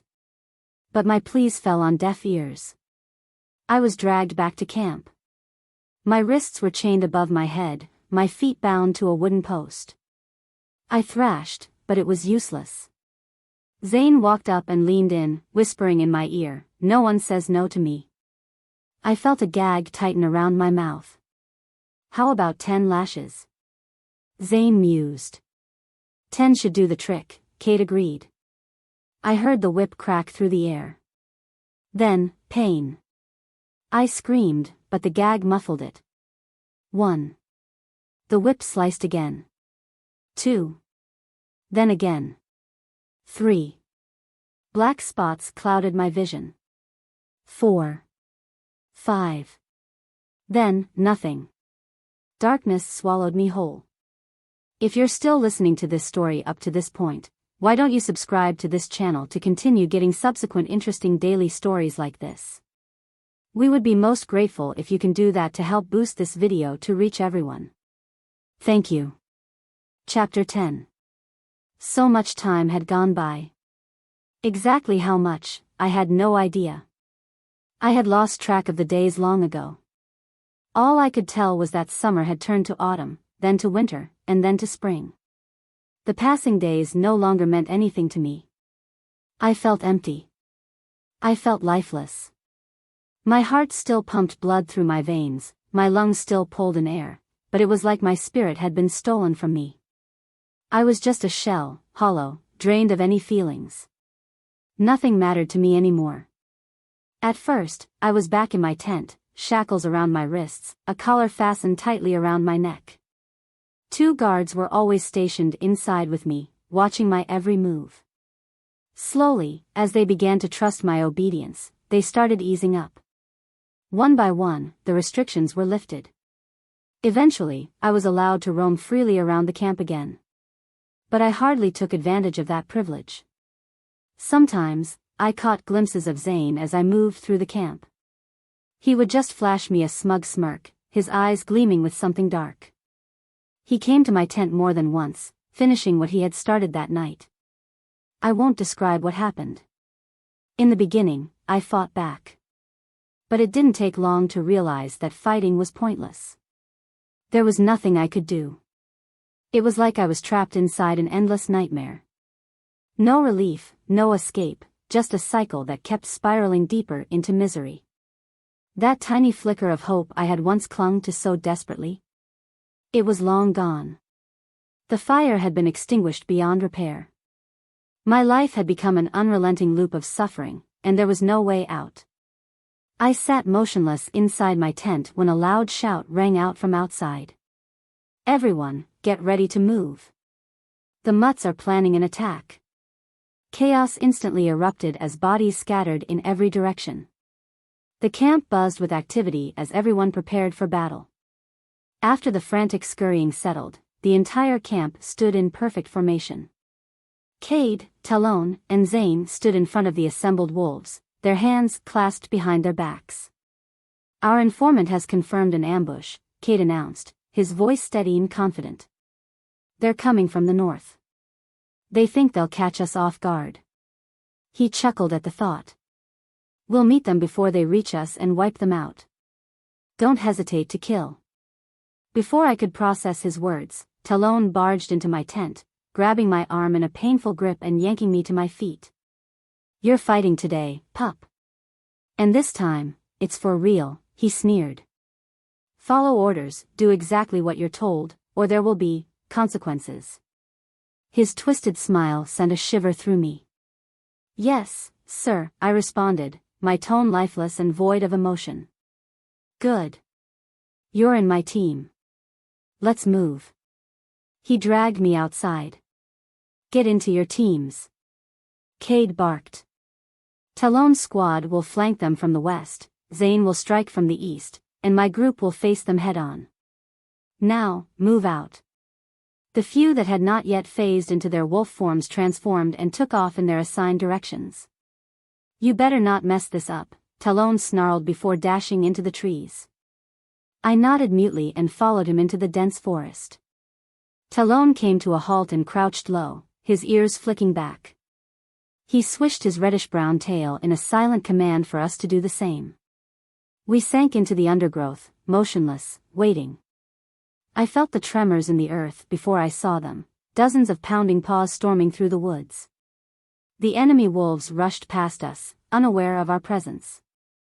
Then, at a sharp bark from Cade, Talon pounced, landing squarely on the back of an unsuspecting wolf, sinking his talon-like claws deep into his flesh. A strangled yelp rang out before the wolf collapsed. The rest of our team lunged into battle, each picking an opponent. I followed suit, springing forward and attacking the first wolf that smelled unfamiliar. Leaping onto his back, I dug my claws into his scruff. He twisted and thrashed, but I held firm. Then, with a sharp pivot, he flung himself backward, crushing me beneath his weight. The air burst from my lungs, my grip faltered, and he took the opportunity to pin me down. His massive paws pressed into my shoulders, and his fangs hovered over my exposed throat. Hesitation flickered in his eyes. That was all I needed. I rolled sideways, knocking him off balance. A sharp pain lanced through me as his claws slashed through my ear. Warm blood trickled down my muzzle. I lunged forward, clamping my teeth around his leg. the taste of iron mixed with the sting of my own injury. He snapped at my throat, but I ignored the pain, biting down harder until I felt my fangs grind against bone. He yelped and jerked away, bolting into the trees, limping as he fled. Every inch of my body pulsed with agony. My lungs burned, struggling to suck in air. I inhaled deeply, willing myself to stay conscious. But I had no time to recover. Something massive crashed into me from behind, knocking me off my feet. I twisted, trying to shake my attacker. My pain faded to the back of my mind as I locked eyes with my opponent. The white fur bristling with blood along his back, the snarl etched into his features, the sharp glint of fangs ready to strike, it was all familiar. Too familiar. But it was his eyes that made my breath hitch. Emerald green, shimmering with fierce determination. Speckled with deep cerulean blue flecks, making them look like fractured gems. Eyes that had once been my sanctuary. Eyes I had turned to when I needed comfort, when I needed strength. Eyes I had trusted more than anything in the world. Eyes I thought I would never see again. I knew these eyes. But it was impossible. It couldn't be. If you're still listening to this story up to this point, why don't you subscribe to this channel to continue getting subsequent interesting daily stories like this? We would be most grateful if you can do that to help boost this video to reach everyone. Thank you. Chapter 11. I shifted back into my human form, my eyes still locked onto his. The moment he recognized my face, his expression changed, his eyes widening in pure shock. He transitioned back as well, and my doubts vanished. It was truly him. He stood frozen, his arms hanging limply at his sides, gazing at me as if trying to make sense of what he was seeing. "Lena," he whispered in disbelief. "Ethan?" I managed to choke out. It was him. It was really him. "Lena," he murmured, still staring in astonishment. "What are you doing here?" "I should be asking you that." "I mean, you were." "I thought you were." I shook my head, still trying to grasp the reality of it. He looked different since the last time I had seen him, whenever that had been. Time had blurred for me. His dark brown hair, which used to be neatly trimmed, now fell into his eyes. The lanky, 15-year-old boy I once knew had transformed into a strong, sculpted man. His muscles were well-defined, his torso carved like stone. He had grown taller, standing at least 6 feet now. His face had lost its youthful roundness, sharpening into a more mature, chiseled form. If not for his unmistakable eyes, I might not have even known it was him. "Ethan." I took off running toward him, throwing my arms around his torso, embracing the person who had once been like family to me.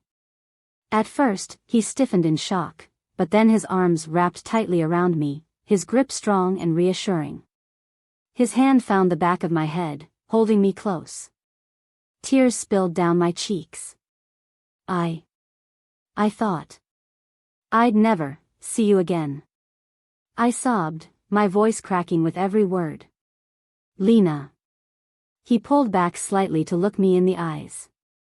"I don't understand. Why are you here?" "Because, they told me to be." It was the only explanation I had. He glanced around us, his face darkening with concern. "Get down." He yanked me down to the ground so we were lying flat on our stomachs, blending into the forest floor. Scattered across the ground were fallen wolves, injured and struggling.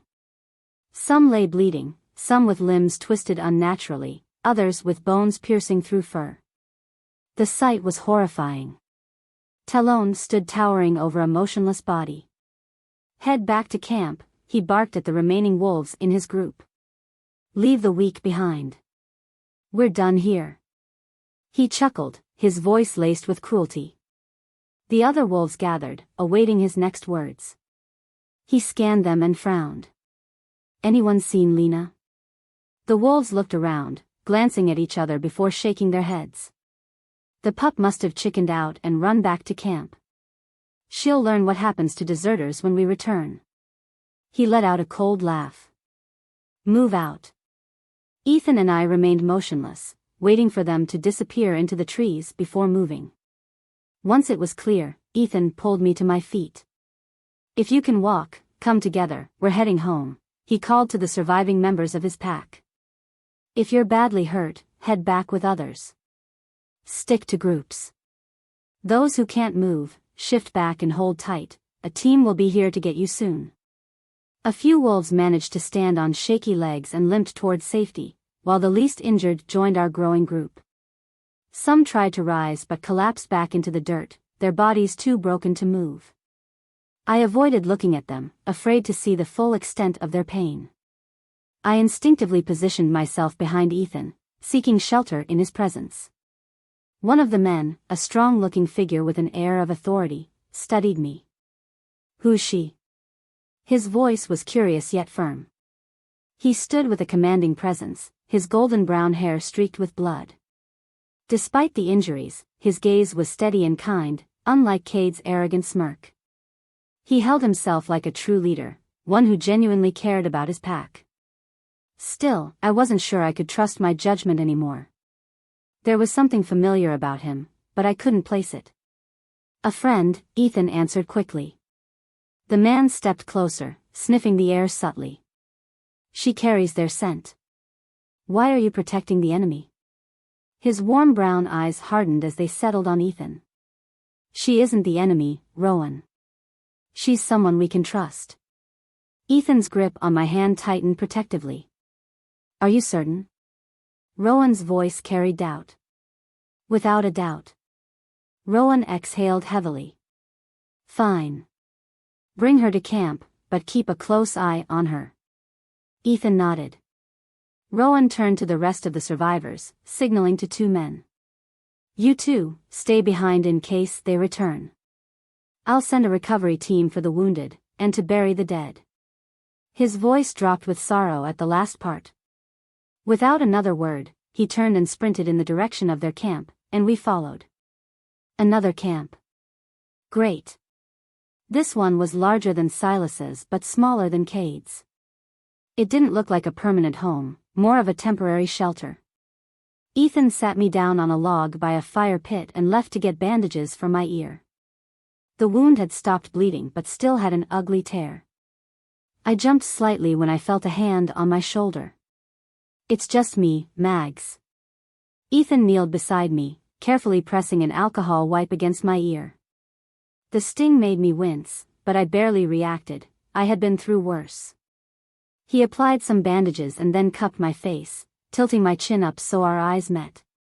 His gaze was filled with something I hadn't seen in a long time, genuine concern. "What did they do to you?" he whispered, voice thick with sorrow. I lowered my head, avoiding his gaze. Soft footsteps approached. I looked up to see Rowan holding out a paper plate. On it sat a peanut butter and jelly sandwich.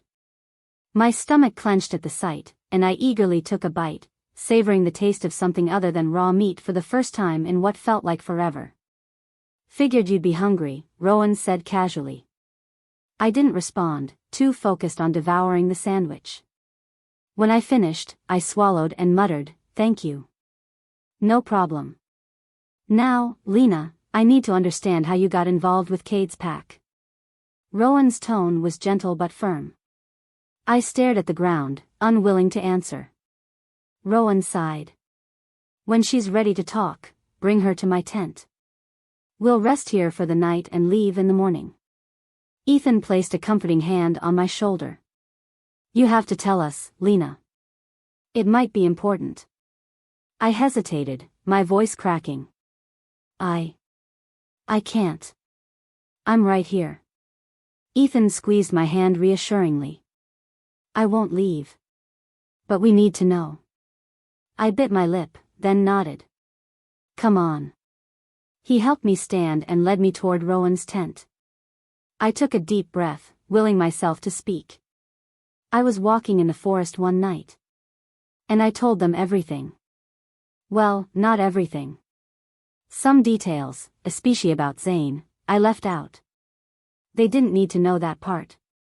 I told them about my capture, my first shift, my attempts to gain Cade's trust, my discovery as an Amuvio Deus, which clearly shocked them, my brutal training with Silas, and every other important event I could remember.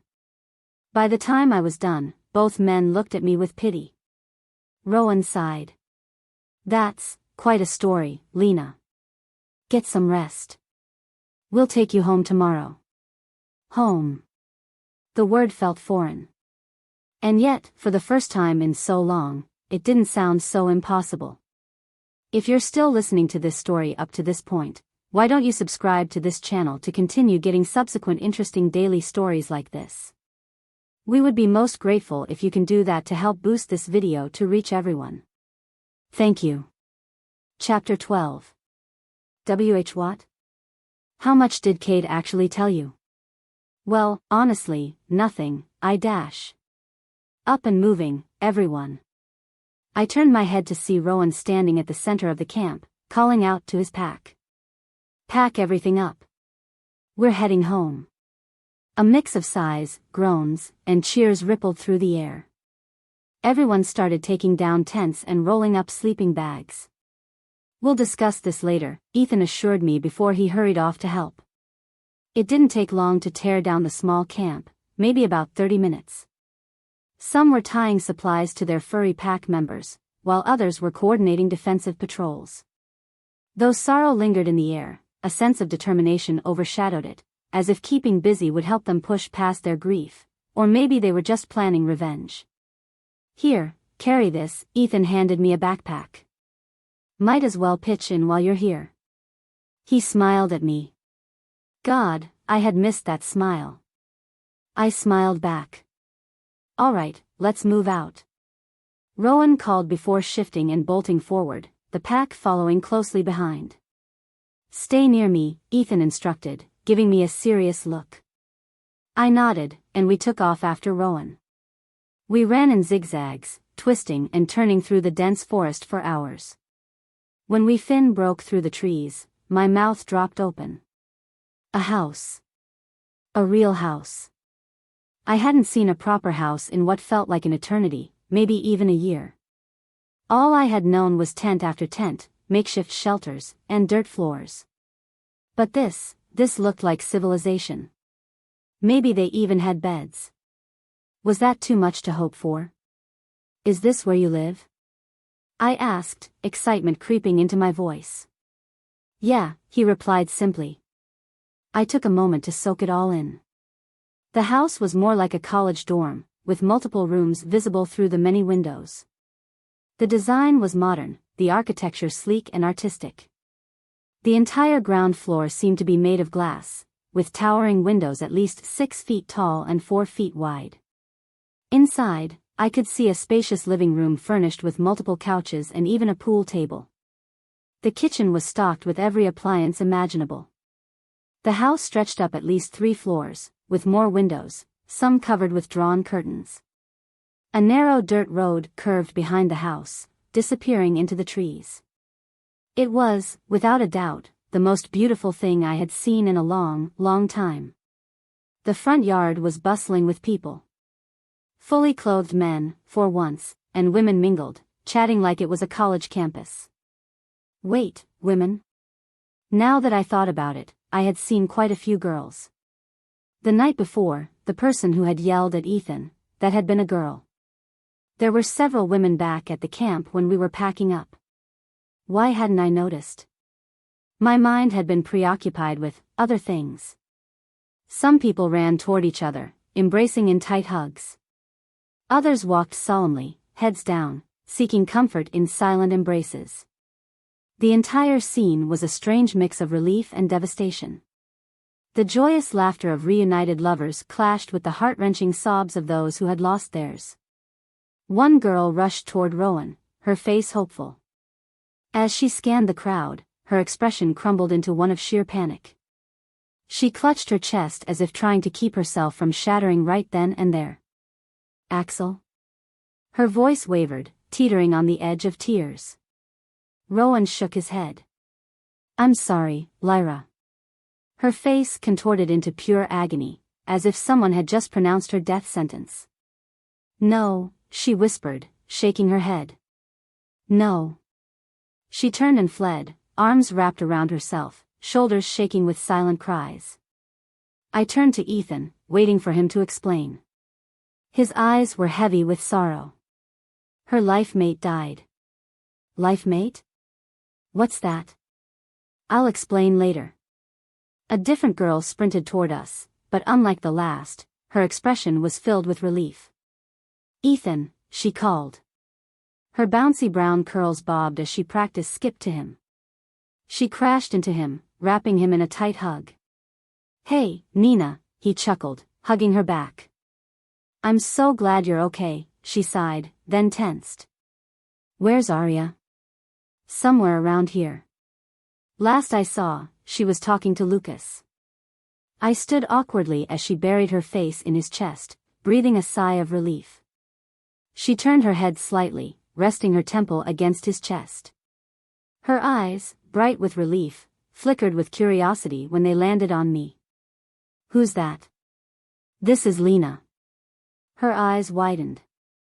Lena? As in Lena? He nodded. She glanced between us, waiting for Ethan to elaborate. Instead, he simply mouthed later. She nodded, then beamed at me with an overly cheerful grin. Hi, Lena. Ethan's told me so much about you. I'm Nina, but everyone calls me Nina. She stuck out a hand for me to shake. Instinctively, I jerked back.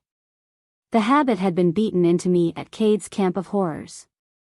Her grin faltered as she pulled her hand back. Skittish, huh? Her smile faded as she turned back to Ethan. They locked eyes, and I watched as realization dawned on her face. When she looked at me again, sympathy glistened in her earthy green eyes. Well, I better go find Arya. See you guys later. She flashed me one last warm smile before darting off. Come on, I'll show you your new room. Ethan grabbed my hand and guided me inside. The front doors opened to a grand hallway with a huge staircase at its center. Sunlight streamed through the glass walls, making the entire space glow. He led me up the stairs and down a long, bare hallway. The walls were plain, covered only in a dull eggshell-colored wallpaper. He stopped in front of a large wooden door with a small whiteboard hanging on it. The name Arya was scribbled across it in blue marker. He pushed the door open and ushered me inside. The room had 2 beds, one on each side. The left bed was draped in a deep purple blanket, with movie posters and celebrity photos plastered on the adjacent wall. That one's yours. He gestured to the right side of the room. My bed had a plain white sheet and a folded blanket at the foot. The walls above it were blank, untouched. I'll go get Rowan. Stay here. With that, he stepped out, shutting the door behind him. I sat on the unfamiliar bed, rubbing my hands across the soft fabric. Everything felt foreign, like stepping into another life. A real room. A real bed. It was almost too much. I laid back, letting my exhausted body sink into the mattress. Just as I closed my eyes, the doorknob clicked. Who are you? A startled voice asked. I shot up from the bed, facing a young girl standing in the doorway, a black duffel bag slung over her shoulder. Her piercing gaze studied me. Well? I asked you a question. I swallowed. I'm Lena. Oh. So you're the girl who woke me up last night. Sorry about that. She shrugged. No big deal. We all have bad nights, right? She smiled, tossing her bag onto the purple bed. I'm Arya, but everyone calls me Arya. So, I guess we're roommates now? I guess. She smirked. Great. Just don't touch my side of the room. If you're still listening to this story up to this point, why don't you subscribe to this channel to continue getting subsequent interesting daily stories like this? We would be most grateful if you can do that to help boost this video to reach everyone. Thank you. Chapter 13. Alright, well, not much else to say except a huge thanks to all my amazing readers out there. You guys are incredible, and I absolutely love reading your comments, yes, I go through every single one. I genuinely appreciate all the support you've given me. Now, on to business. This chapter's vote goal is 55 votes by next Wednesday, May 5th 10. Think we can hit that? Awesome. Also, I love reading your comments, so if you have something on your mind, don't hesitate to share it. If you have any questions, feel free to ask, and I'll answer as long as it doesn't spoil anything. Oh, and if you haven't checked out my poems yet, sorry for bringing this up again, please do. Just visit my profile and click on the links. Thanks. Alright, that's all for now. But before we jump into the chapter, introducing a brand new character. Welcome to the story, Jace. Your brothers? I stammered, completely taken aback. I glanced at Rowan again, and now it made sense why he looked familiar. His sharp jawline, his brown eyes. He bore a striking resemblance to Cade. Yes. Cade is 2 years older than me, he confirmed, saying it as though he were admitting to something utterly distasteful. I remember one time when I was about 10, he came home covered in blood. Natural, my mom palukist. But when she realized it wasn't his blood, she was absolutely livid.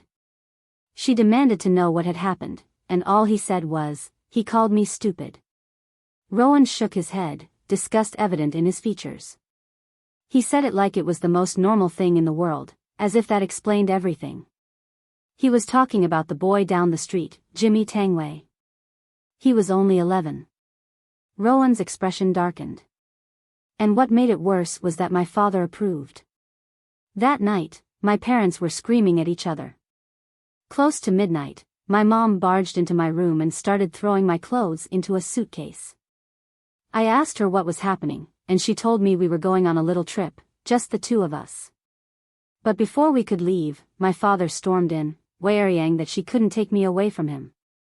She told him she wouldn't let him corrupt me the way he had corrupted Cade. My dad told me it was my choice. I'll never forget the look on his face when I told him I was going with my mom. Rowan sighed. A few years ago, we heard that Cade had formed his own pack, recruiting anyone he could, and that he had some twisted plan in the works. I made it my mission to fight against him, so I gathered as many people as I could, friends from the werewolf community, cousins, humans who knew about us, anyone willing to stand up against him. But unlike Cade, I didn't use threats or bribes. I gave people a choice. Cade, on the other hand, forced people to join, either by dragging them in against their will, bribing them, or threatening them. Just like he did to you. He glanced at me with sympathy in his warm brown eyes. We started expanding, sending people to recruit any rogue werewolves we could find. Now we have packs all over the world. But unfortunately, so does Cade. If my mom wasn't independently wealthy, feeding and housing my pack would have been much harder. Our pack was different, though. We were a family, tightly bonded, and that made us stronger in battle. At first, it seemed like we had the upper hand, that we might actually win. But then Cade found Silas. Rowan's expression soured. He's impossible to beat, and whenever we come close to gaining ground, Silas wipes us out. I can't even count the number of people I've lost to that monster. Ethan, sensing Rowan's distress, gently took my hand. I know this is a lot to take in, Mags. Come on. He gave Rowan a sympathetic glance before leading me out of the room. As Ethan showed me around the house, I realized just how enormous the place was. We started on the top floor and worked our way down. The upper floor mainly housed bedrooms, about 15 in total, except for a small library. Though not massive, it was enough, and I knew I'd be spending a lot of time there. I missed reading more than I realized. The second floor had even more bedrooms, along with the bathrooms. At first, I was shocked to learn there were only 2 bathrooms, but my surprise faded when I saw their size. They looked like upscale locker rooms, complete with multiple toilet stalls and showers separated by curtains. A long row of sinks stretched across one wall. The floor I was staying on had nothing but bedrooms, so we skipped it and headed to the ground floor. The main level was even bigger than the others. One room was a rec room filled with couches, armchairs, coffee tables stacked with books and magazines, a pool table, and a foosball table. The kitchen was just as impressive. It had 3 refrigerators, 2 stoves, and more drawers and cabinets than I could count. Clearly, it took a lot to feed an army of werewolves. The countertops were a deep blue marble, and a large matching table stood in the center. Above it, a metal rack hung with pots and pans. "Well, that's about it," Ethan said as we left the kitchen. "What about that room?" I pointed to the one part of the house without windows. "That's the infirmary." "You sure you want to go in?" I nodded and walked towards it. Ethan hesitated before pushing open the double doors. The room was filled with injured people, some wrapped in bloody bandages, others in casts and slings. The smell of antiseptic filled the air. One patient, in particular, caught my attention. He lay still, muscles tense, his jaw set tight. His arm was bandaged, but he wasn't severely wounded. What stood out was the blindfold covering his eyes. Ethan turned to leave, but I grabbed his arm. "Wait." I approached the boy, noticing his wrists were cuffed to the bed. His hands clenched into fists, as if ready to fight. "Who is he?" I asked. "They found him among our injured." Every other member of Cade's pack had either died or left. He was just lying there, barely hurt except for a deep gash in his arm. Rowan decided to bring him back. The blindfold? Precautionary. I reached to remove it. "Lena, don't," Ethan warned, grabbing my wrist. "Why not?" "He must be terrified. Keeping him blindfolded won't help. He was with Cade. We can't risk him seeing anything." "So was I countered. By that logic, should be chained too. What harm can removing a blindfold do?" Ethan exhaled. "Fine." I placed a reassuring hand on the boy's arm. He flinched but was stopped by the cuffs. "It's okay," I whispered. "I'm not going to hurt you. I'm just taking the blindfold off." His eyes cracked open slowly, their steely gray filled with both fear and curiosity. "What's your name?" I asked. Jace." His eyes darted around before settling on mine. "Who are you?" "I'm Lena." "Where am I?" His voice held a faint accent I couldn't quite place. "In a hospital, of sorts." I glanced at his bound wrists, then looked at Ethan expectantly. "No, Lena. We can't just take his word for it," Ethan protested. "I trust him. Take off the chains." Ethan hesitated before finally unlocking the cuffs. Jace rubbed his raw wrists. "Come on," I said, offering him my hand. "Let's get you something to eat." He smiled and took my hand as we headed to the kitchen, Ethan watching him like a hawk. He handed me 4 plain white plastic plates, and I started spreading butter on the slices of bread before layering them with cheese. Once the sandwiches were ready, I carried them over to the skillet, placing each one onto the heated surface. Ethan passed me the spatula, and I pressed down on the bread, listening as the butter sizzled on contact. "So, Jace," I said, keeping an eye on the sandwiches while looking his way, "what's your story?" His eyes dropped to the floor. I used to live in Australia with my mum and dad, but we moved here 4 years ago because of my dad's job. His work kept us moving all over the States. One night, while walking home, Cade and his guys ambushed me. His eyes lifted, locking onto mine with a look of understanding that only someone who had shared a similar experience could have. "If you were with Cade, then you already know the rest." I gave a slight nod, offering him a small, sympathetic smile. Ethan, his tone sharp and full of doubt, asked, "Why didn't you run after the fight when Cade left you behind?" His suspicion was evident, and I shot him a warning glare. As much as I had missed Ethan, he had no right to be so cold toward Jace. I knew firsthand what he had gone through. The last thing he needed was someone staring at him like he was the enemy. Jace hesitated for a moment before responding, "I figured you'd either help me, leave me there, or kill me." Obviously, the first option was my best bet, and looks like you went with that one, he said, glancing at Ethan with cautious hope. The second option didn't bother me much since I could have just left after you did. And the third, well, it was still a better choice than going back to them. I bit my lip, fully understanding the weight of his words.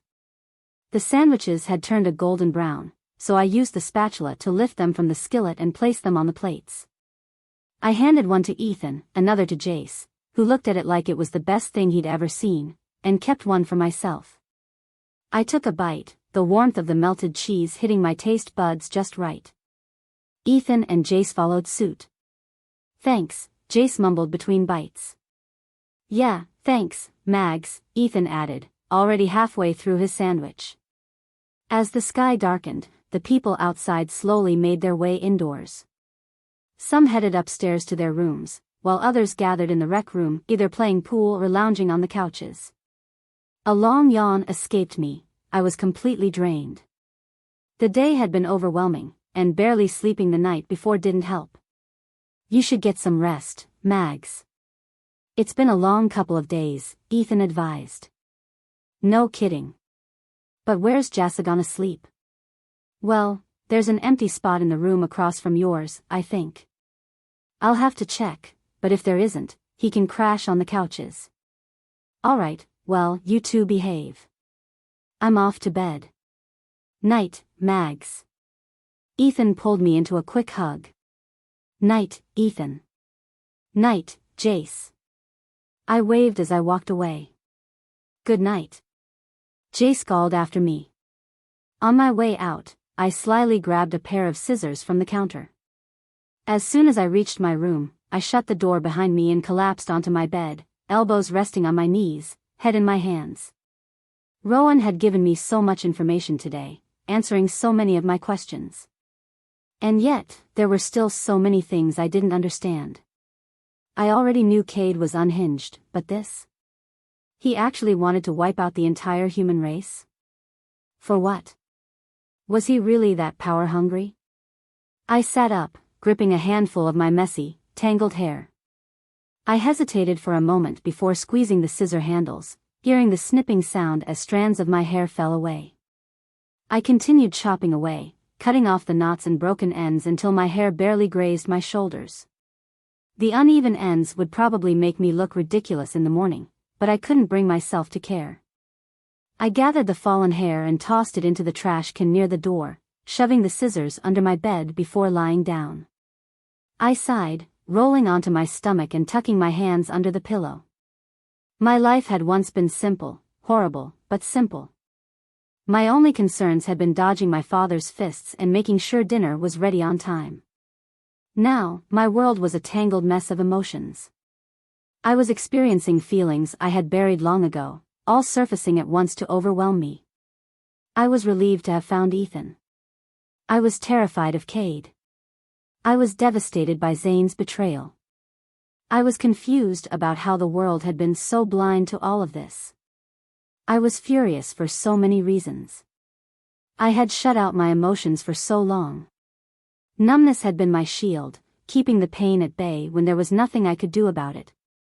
But now? Now I was drowning in all the feelings I had locked away, and it was suffocating. I wished I could close my eyes and wake up to a different life. A life where my mother was still alive, where my father wasn't a monster. A life where Ethan had never disappeared and I had never been taken by those psychos. I wished my biggest problem was picking out an outfit for a party or deciding whether to drink beer or wine coolers. But no. Instead, I was an outcast among outcasts, caught in a hidden war I hadn't even known existed. Sometimes, I envied the girls in those cliché teen dramas. The moonlight filtered through the open window, casting a pale glow across the room. The only sounds breaking the silence were Aria's soft snoring and the faint creaks of the wooden floor as I stood up. I padded over to the window, inhaling deeply as the cool night air soothed my lungs. I hadn't been able to sleep at all. Every time I shut my eyes, I saw Cade, Talon, or Zane staring back at me with sinister grins. Pulling my wings close to my body, I climbed onto the windowsill and leapt out, spreading my wings wide to catch the air. My eyes drifted shut as I soared higher and higher, the rhythmic movement of my wings calming me. Up and down, so simple, so freeing. I glanced at the ground below and spotted a lone figure sitting on the grass, knees drawn to his chest.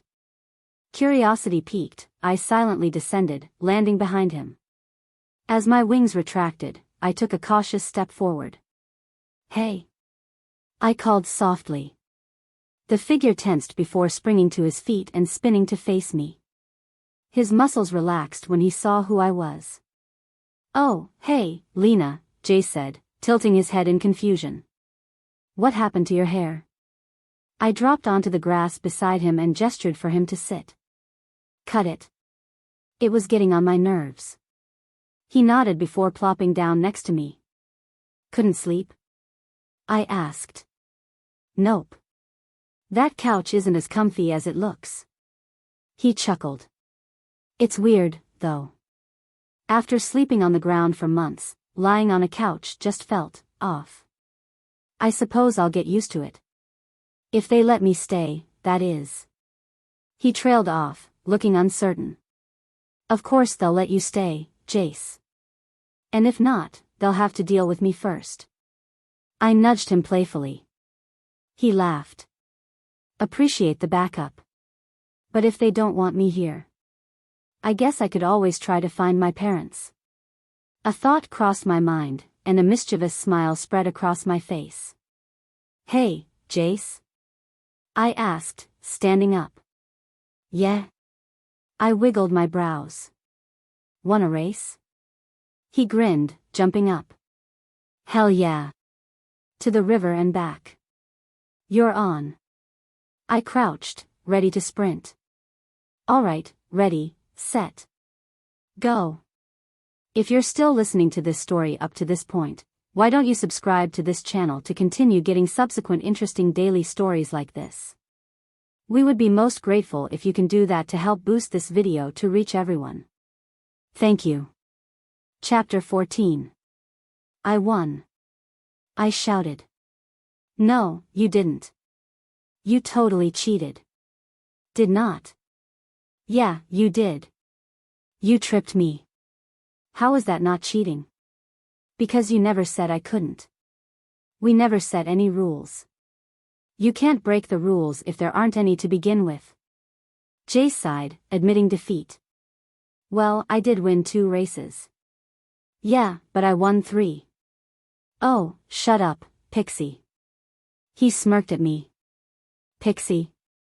I raised an eyebrow in confusion. "Your hair," he explained. "It makes you look like a little fairy." I figured Pixie sounded better than fairy. "Go on, check it out." He pointed towards a puddle at the base of a tree. I crouched down and gazed into the water. Huh. I guess I do kinda look like a fairy. My brown hair stuck out in every direction, uneven spikes covering my head like a messy pinecone with a part at the top. "Actually, it kinda looks cool." I grinned. "Yeah, keep tearing yourself that, pinecone head." If I could stick my tongue out at myself, I would have. "Come on, let's head back," Jay said, snapping me out of my thoughts. "All right." I followed him through the forest towards the house. The first light of dawn stretched across the horizon, washing away the deep blue hues of the night sky with warm shades of pink and yellow. Birds stirred, chirping their morning greetings. We walked side by side in silence. The massive house came into view long before we stepped into the clearing. As we strolled towards it, nudging and playfully shoving each other like kids on a playground, Ethan suddenly burst through the front doors, his expression frantic. He scanned the area wildly until his eyes landed on me. His face immediately softened with relief. "Lena." He ran up and wrapped me in a crushing hug. "Ethan, can't breathe." I wheezed. Sorry," he muttered, loosening his grip but keeping me encased in his arms. "What's wrong, Ethan?" He pulled back and stared at me, his relief now shifting into anger. "What's wrong? What's wrong?" He threw his hands in the air. I went into your room this morning and you weren't there. That's what's wrong. You could have been taken, for all I knew. And you. He turned on Jace, eyes narrowing. What are you doing out here with her? Jace blinked, looking caught off guard. Whoa, calm down. I couldn't sleep, so I went for a run. Turns out Lena was up too, so we raced a few times. No big deal. Ethan had always been like an older brother, overprotectiveness included, but this reaction was a little excessive. Why didn't you leave a note? His breathing was still heavy, but it was beginning to slow. I didn't think you'd get so worked up. I'm sorry. He let out a deep breath and pulled me in for a softer hug. Just don't scare me like that again, okay? I just got you back, I don't want to lose you again. I know, I'm sorry. He pulled away, his forehead creasing in confusion. What did you do to your hair? Ethan slipped the deck of cards back into his pocket after winning our 4th round of gin rummy. He always had a knack for card games. Wanna go for a walk? He asked. Sure. I followed him into the woods. We walked quietly for a while before he stopped and turned toward me. Hey, Mags, he said in a hushed tone. When I disappeared, what did my parents do? His eyes held a glimmer of hope, but I could see the fear in them too. I bit my lip. Do you want me to lie and make you feel better, or tell you the truth? He inhaled deeply before replying. The truth. Well, pretty much nothing. They came back from London or wherever they were, reported you missing, and then left again. Last I heard, they were on a cruise to Italy. Ethan's parents were filthy rich and constantly traveling. Vacations never included their only son. I stared at the ground, unable to face him. I didn't want to see his heart break. I heard him suck in a breath, trying to hold back the pain. I'm sorry, Ethan. I wrapped my arms around him, resting my head on his chest. He hugged me back, gripping me tightly. I'm all right. It's just. I mean, I should have known, should have expected it, but I just thought maybe. I just hoped, you know. I nodded silently. He took my hand, and we resumed walking through the trees. His face was tight with unspoken pain. I needed to distract him. A question that had been bugging me surfaced. What's a life mate? He blushed. It's when 2 werewolves are bonded for life. Basically, when 2 werewolves, sleep together for the first time, their connection becomes permanent. They can never love another. The feelings they have in that moment are amplified and locked forever. Nothing, not even death, can break it. My heart pounded. Zane. Sweat beaded on my forehead, my breathing turned shaky. What if, hypothetically, one of them was, you know, forced? My voice trembled, a scream clawing at my throat. No, I can't be bonded to Zane forever. No, please no. As if answering my silent plea, Ethan said, no, the bond wouldn't work. The emotions during the moment are locked in. If someone felt hatred, then that hatred would be permanent. They'd never be able to forgive the other person. I exhaled a breath I hadn't realized I was holding. My chest relaxed as I forced steady breaths. What if it wasn't their first time? Like if they had been with someone before turning into a werewolf? It only counts after their first consensual time as a werewolf. Oh. Relief flooded me. Then I thought about that girl, Lyra. The one who lost her life mate. She looked like she was dying inside. Now I understood. She would never love again. The pain would stay with her forever. Ethan suddenly stopped walking. Hold up, he muttered, tilting his head slightly as if listening to something. Rowan wants to talk with me and some of the higher-ups. Come on. He turned back toward the house. I didn't hear anything. You wouldn't have. He thought it, not said it. He shrugged like it was nothing. Wait. Thought it? Since when are you a mind reader? Since I joined this pack, we can all talk to each other telepathically. It's why we fight better than Cade's pack, better communication. So, you can just read anyone's mind? Not exactly.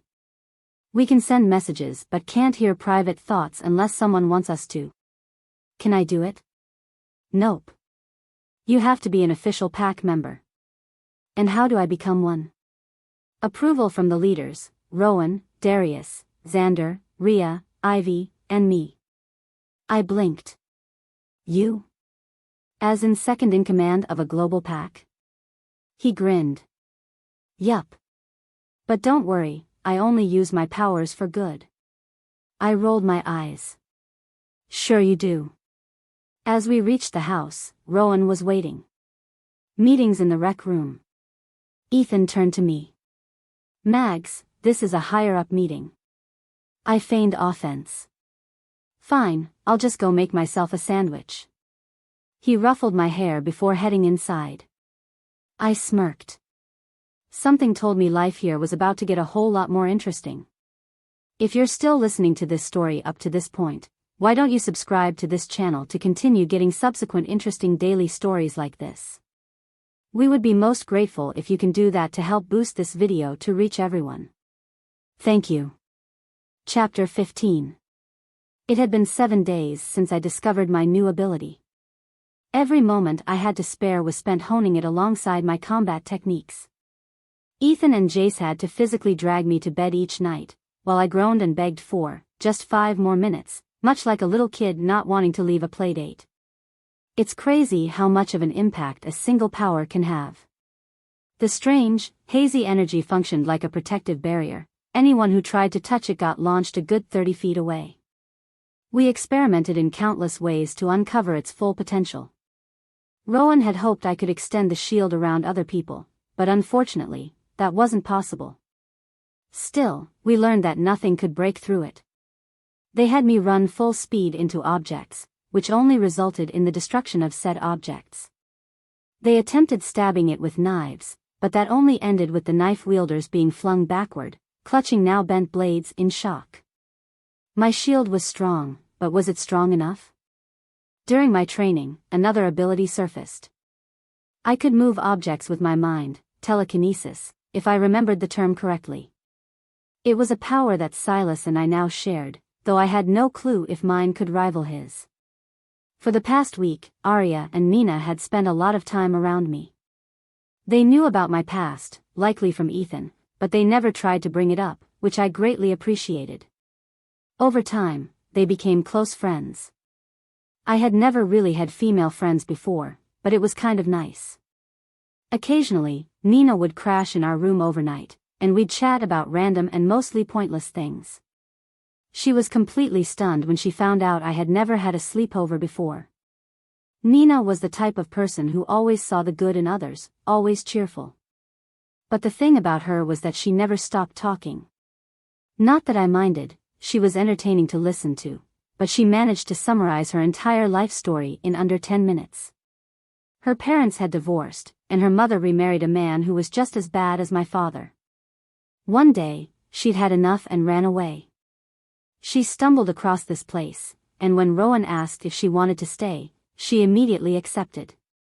She had never met Cade personally, but she'd heard plenty about him from Ethan and Rowan. Her face would soften, her cheeks tinting pink whenever she spoke about Rowan. It was obvious how smitten she was, even if she never outright admitted it. Arya, on the other hand, was harder to figure out. She rarely spoke about her past, and I suspected it was simply too painful. Anytime I asked something or she accidentally let something slip, her eyes would glaze over, as though she was reliving moments she'd rather forget. The 3 of us sat at a picnic table outside, one I hadn't noticed before. Each of us held some kind of snack. Ethan had an apple, Arya a granola bar, Nina a small bag of chips, and Jace, Rowan, and I each had sandwiches. Out of nowhere, Arya tore off a tiny piece of her granola bar and flung it at Ethan, hitting him square in the eye. "Ow!" he yelped, clapping a hand over his face. "What the hell?" Nina reached over and smacked the back of his head. "Language, Ethan." We all laughed as he sat there, dramatically holding both his head and his eye. Just then, I caught sight of a girl, maybe 2 years younger than me, sneaking toward the tree line. She kept glancing around, stormy blue eyes darting anxiously, as if making sure no one saw her. Her hands were buried in her jean pockets, her posture slightly hunched. For the briefest moment, our eyes met. She gave me a suspicious look before bolting into the trees, her reddish blonde hair flowing behind her. Who was that? I asked Ethan, who was still rubbing his eye. Yeah, what was up with her? Jace added, having noticed her too. That's Tessa, Ethan replied, blinking rapidly to clear his vision. She doesn't talk much and spends most of her time alone in the woods. No one really knows what she does. Where did she come from? I found her barely alive in the forest, Rowan answered. We took her in and patched her up.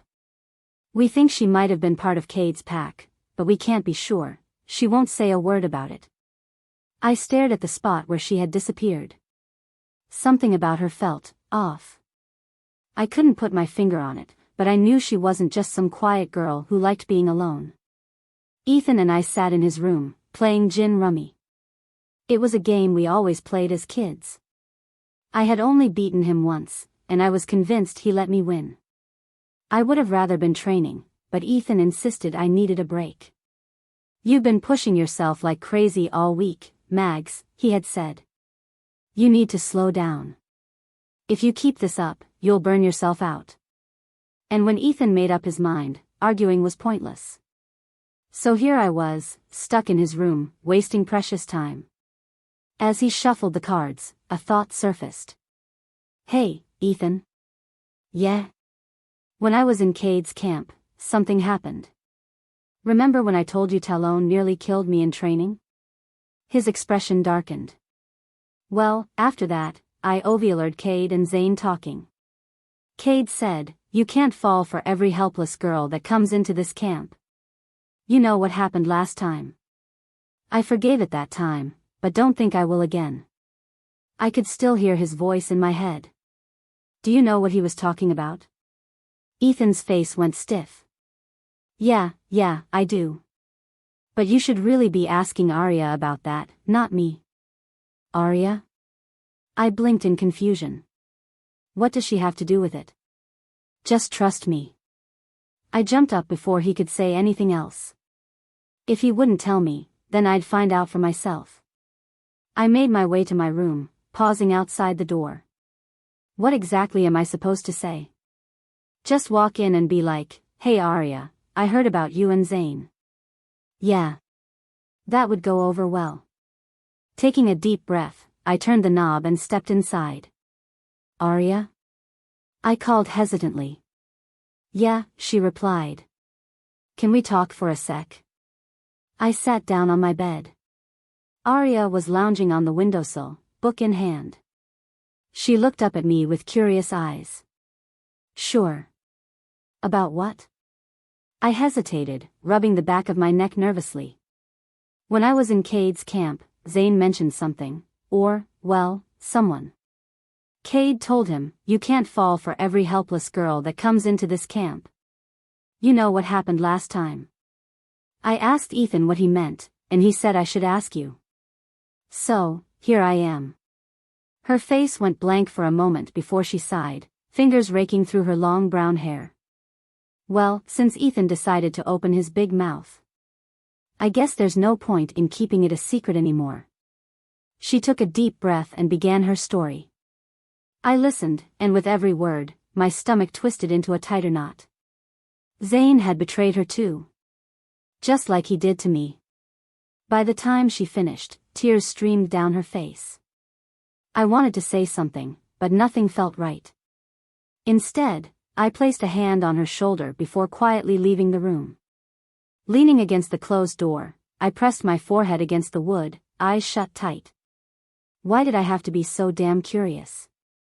If you're still listening to this story up to this point, why don't you subscribe to this channel to continue getting subsequent interesting daily stories like this? We would be most grateful if you can do that to help boost this video to reach everyone. Thank you. Chapter 16. Just yesterday, Arya had opened up to me about her past.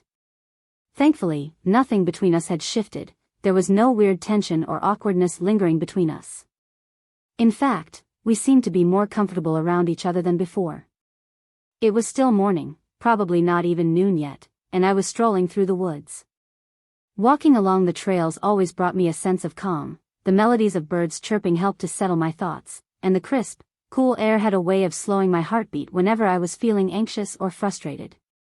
The forest had always been, and would always remain, my true refuge, my sanctuary. The sound of light-hearted laughter pulled me from my thoughts. I followed the noise until I came across a large rock that jutted out of the earth like a ledge. As I got closer, the laughter grew louder. Peering over the edge, I spotted that girl, Tessa, I thought her name was, rolling in the brush with 3 wolf pups. They weren't like us, not werewolves, but real timber wolves. Sitting by the entrance of a small cave formed beneath the rock, their mother watched them with soft, affectionate eyes.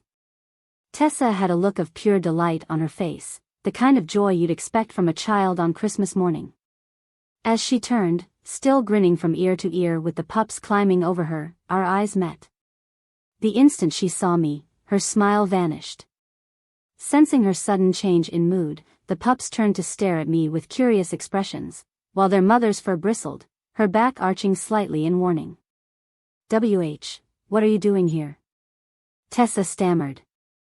"I was just walking when I heard you laughing," I said before glancing at the mother wolf, recalling the warmth in her gaze toward Tessa.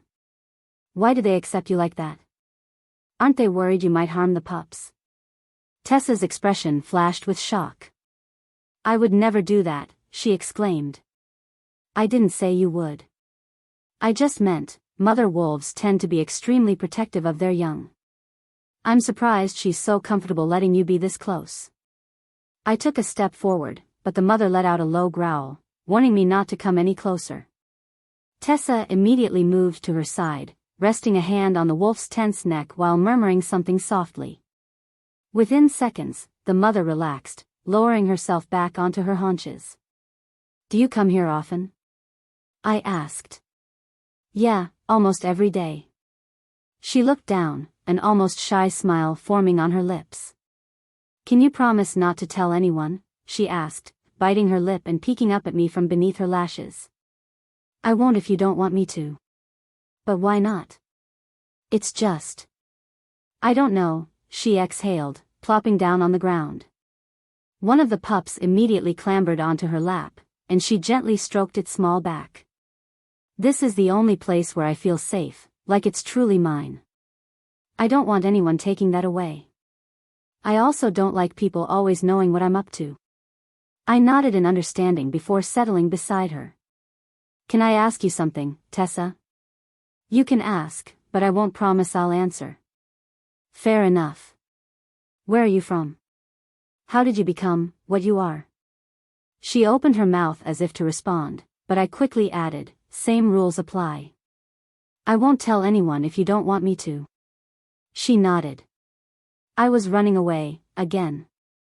My parents were barely ever around, and child services took me away. They placed me in a group home, but I lost count of how many times I tried to escape. This time, instead of the police finding me, someone, or rather, something, else did. A man grabbed me out of nowhere and bit me. I blacked out, and when I came to, I was in his house. He told me I had no choice but to follow his orders or he'd kill me. And for a while, I did.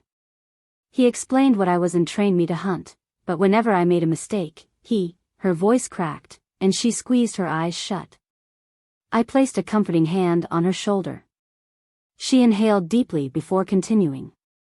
This time, I couldn't run. Every attempt just made things worse.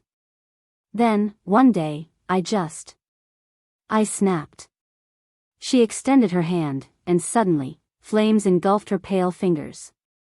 The orange and yellow hues danced as she turned her palm, observing the fire like it was something familiar, yet still foreign. I burned his house to the ground, with him inside. The fire vanished, and she wrapped her arms around her knees. "Hey, are you in?" A movio deus, she finished for me. Apparently. I had no idea what I was called until you came along. I just thought I was some kind of freak. When Rowan found me half dead in the woods, I never told him. He gave me a place to stay, treated me kindly. I didn't want to ruin that by revealing the truth. I nodded. Thank you for telling me. She turned to face me, her lips forming a small, grateful smile. Thanks for listening. I still don't get why the wolves accept you. Aren't they afraid? I glanced at the pups, who had begun tumbling over one another in playful scuffles. No. They see us werewolves as part of their extended family in a way. So, what else can you do? Other than fire, I mean. I can shift into a tiger, and camouflage myself. Camouflage? She gave me a knowing look before vanishing before my eyes. Tessa? I called, scanning the area. I'm right here, she responded from the empty space where she had been seconds ago. I reached out cautiously, my fingers brushing against something solid, her arm. Though I couldn't see it properly, I could just barely make out the faint outline of her form, the background shifting across her like a distorted mirage. Fascinating, I murmured. She reappeared and smirked. You can let go of my arm now. Oh, right. Sorry. I released her quickly.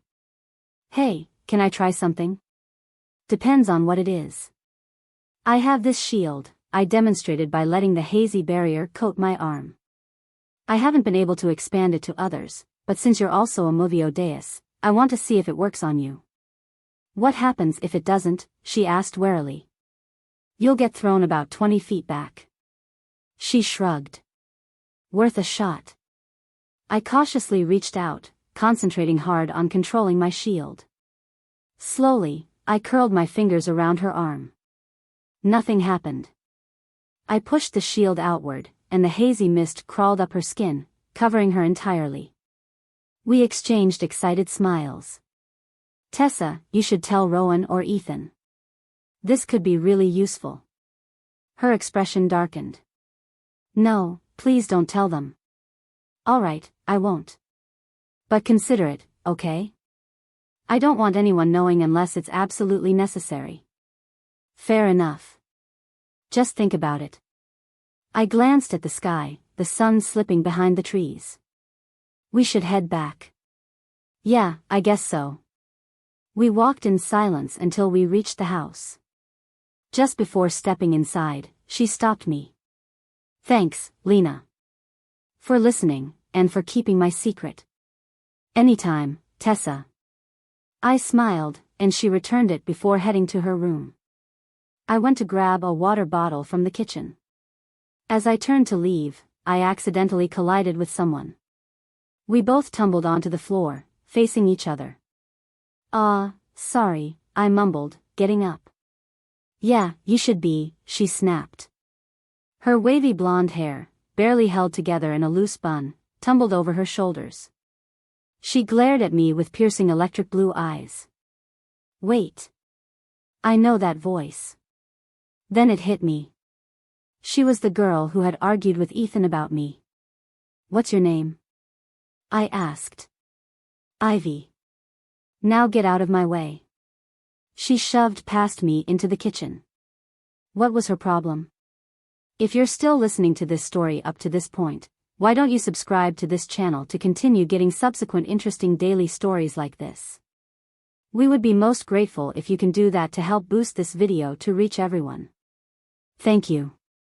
Chapter 17. Are you sure about this? Tessa murmured nervously. Absolutely. You don't have to say anything you're uncomfortable with, just be yourself and try to relax. You've been living with these people for years now. A couple of years, yeah, but Lena, I've never really spoken to them. Well, today's the day you change that, I reassured her, grabbing her hand and tugging her toward the picnic table where Nina, Arya, Rowan, Jace, and Ethan were gathered. Hey, guys. I greeted them cheerfully. Their smiles were quick to fade when they noticed Tessa standing beside me. Hey, Mags. Ethan greeted, his confusion clear. Who's with you? You all know Tessa. She's decided to start spending time with us. Their expressions were puzzled, but no one objected. Ethan, make some room.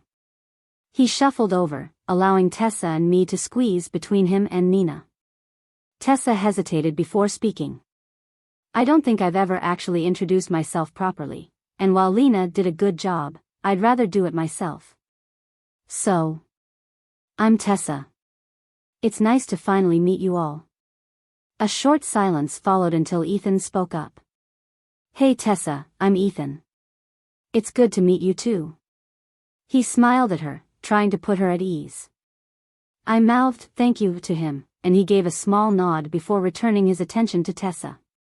His introduction encouraged the others, and soon the group was sharing their names, asking her casual questions, and engaging in small talk. Tessa seemed to ease up, and for the first time, I saw her smile genuinely. She was fitting in better than I'd hoped. I woke up to the soft sound of raindrops tapping against my window. Excitement surged through me as I leaped out of bed and sprinted down the hallway, barely aware that I had woken Jace, who was sleeping on the couch. What's going on? He asked groggily, rubbing his eyes. It's raining. I squealed, bouncing on the balls of my feet. Yeah, and, he mumbled, looking at me like I had lost my mind. Ugh, just come on. I grabbed his hand and yanked him outside. As we stepped into the open yard, the first raindrop landed on my nose. I inhaled deeply, letting the cool, fresh scent fill my lungs as the rain soaked through my clothes. When I was little, my mom and I used to dance in the rain, laughing and twirling while she sang softly, I'm singin' in the rain. Just singin' in the rain. What a glorious feelin'. I'm happy again. For those fleeting moments, we were happy. We splashed through puddles, twirled under the stormy sky, and forgot about everything else, at least until we inevitably caught colds. A single tear blended with the rain as I spun in slow circles, my arms outstretched. I hadn't danced in the rain since she passed. Every time it rained, I used to shut myself in my room, burying my face in my pillow to muffle my sobs. But now, I wanted to feel it again. Come on, Jace. I called, turning to find him standing in the doorway, watching me with an amused yet reluctant expression. No way, Pixie. You can get sick if you want, but I'm staying dry, he called back. A mischievous smile spread across my face as I lifted my hand toward him. His eyes widened. Don't you'd. His protest was cut short as I used my telekinesis to yank him into the rain. Put me down, he demanded, flailing wildly. Okay. I let go, and he landed right in a puddle with a loud splash. Hey, he yelped, jumping up. That was so not fair, Pixie. What's your point? I teased, grinning. Since you're already drenched, you might as well enjoy it. I grabbed his hand and pulled him along as I ran through the muddy yard. He finally gave in, laughing as we danced and spun, our feet slipping in the wet earth. He let out a deep, genuine laugh when I lost my balance and fell into a puddle. Now you know what it feels like, he said between chuckles, hands braced on his knees as he tried to catch his breath. His laughter was so contagious that I couldn't help but join in. I sprang up and shoved him, sending him face first into the mud. Hey, he shouted, wiping dirt from his hair. That's payback. I declared, sprinting away before he could retaliate. His footsteps splashed behind me, closing in fast. He grabbed my wrist and spun me toward him. Gotcha now. His words faded as I collided into his chest, our bodies pressed together. His breath mixed with mine as we stood there, frozen. His hand came up to cup my cheek, his thumb brushing my damp skin. I shivered under his touch. His fingers trailed to the back of my neck, pulling me closer, his lips hovering just above mine. But before he could close the distance, I was yanked away. What the hell do you think you're doing? Ethan growled, his hair dripping from the rain. Jace remained silent, his expression stunned. Come on, Lena. "We're leaving," Ethan ordered, gripping my arm and dragging me toward the house. Jay snapped out of his daze and grabbed my other arm, jerking me back toward him. "Maybe she doesn't want to go with you." "I doubt she wants to stay here with you," Ethan spat, tightening his hold. "What am I, a tug-of-war rope?" "Both of you, cut it out." I snapped, ripping myself free. Before I could say anything else, Ethan lunged at Jace. Jace immediately shifted into his wolf form, meeting Ethan's attack head-on. I watched, horrified, as they tumbled through the mud, teeth bared, claws slashing. Growls and snarls echoed through the yard as they fought violently, neither willing to back down. "Stop!" I yelled, throwing my hands out. A surge of energy erupted from me, wrenching them apart and suspending them in midair.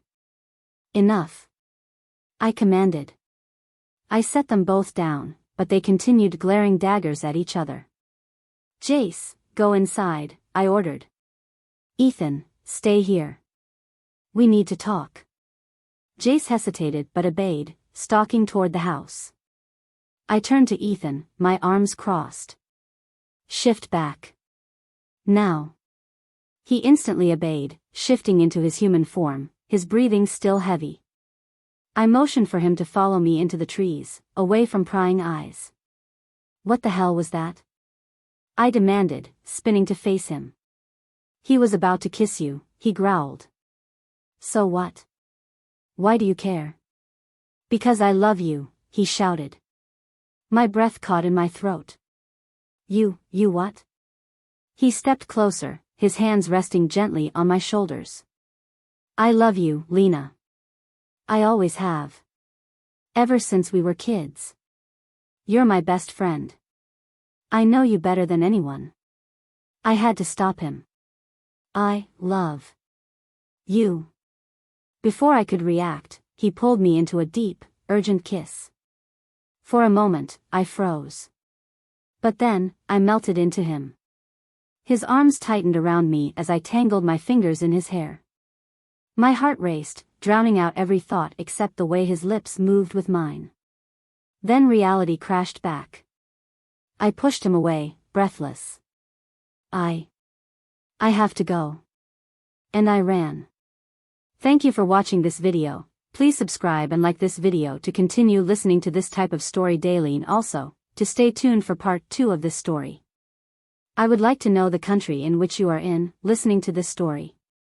Which country is that? Please comment below.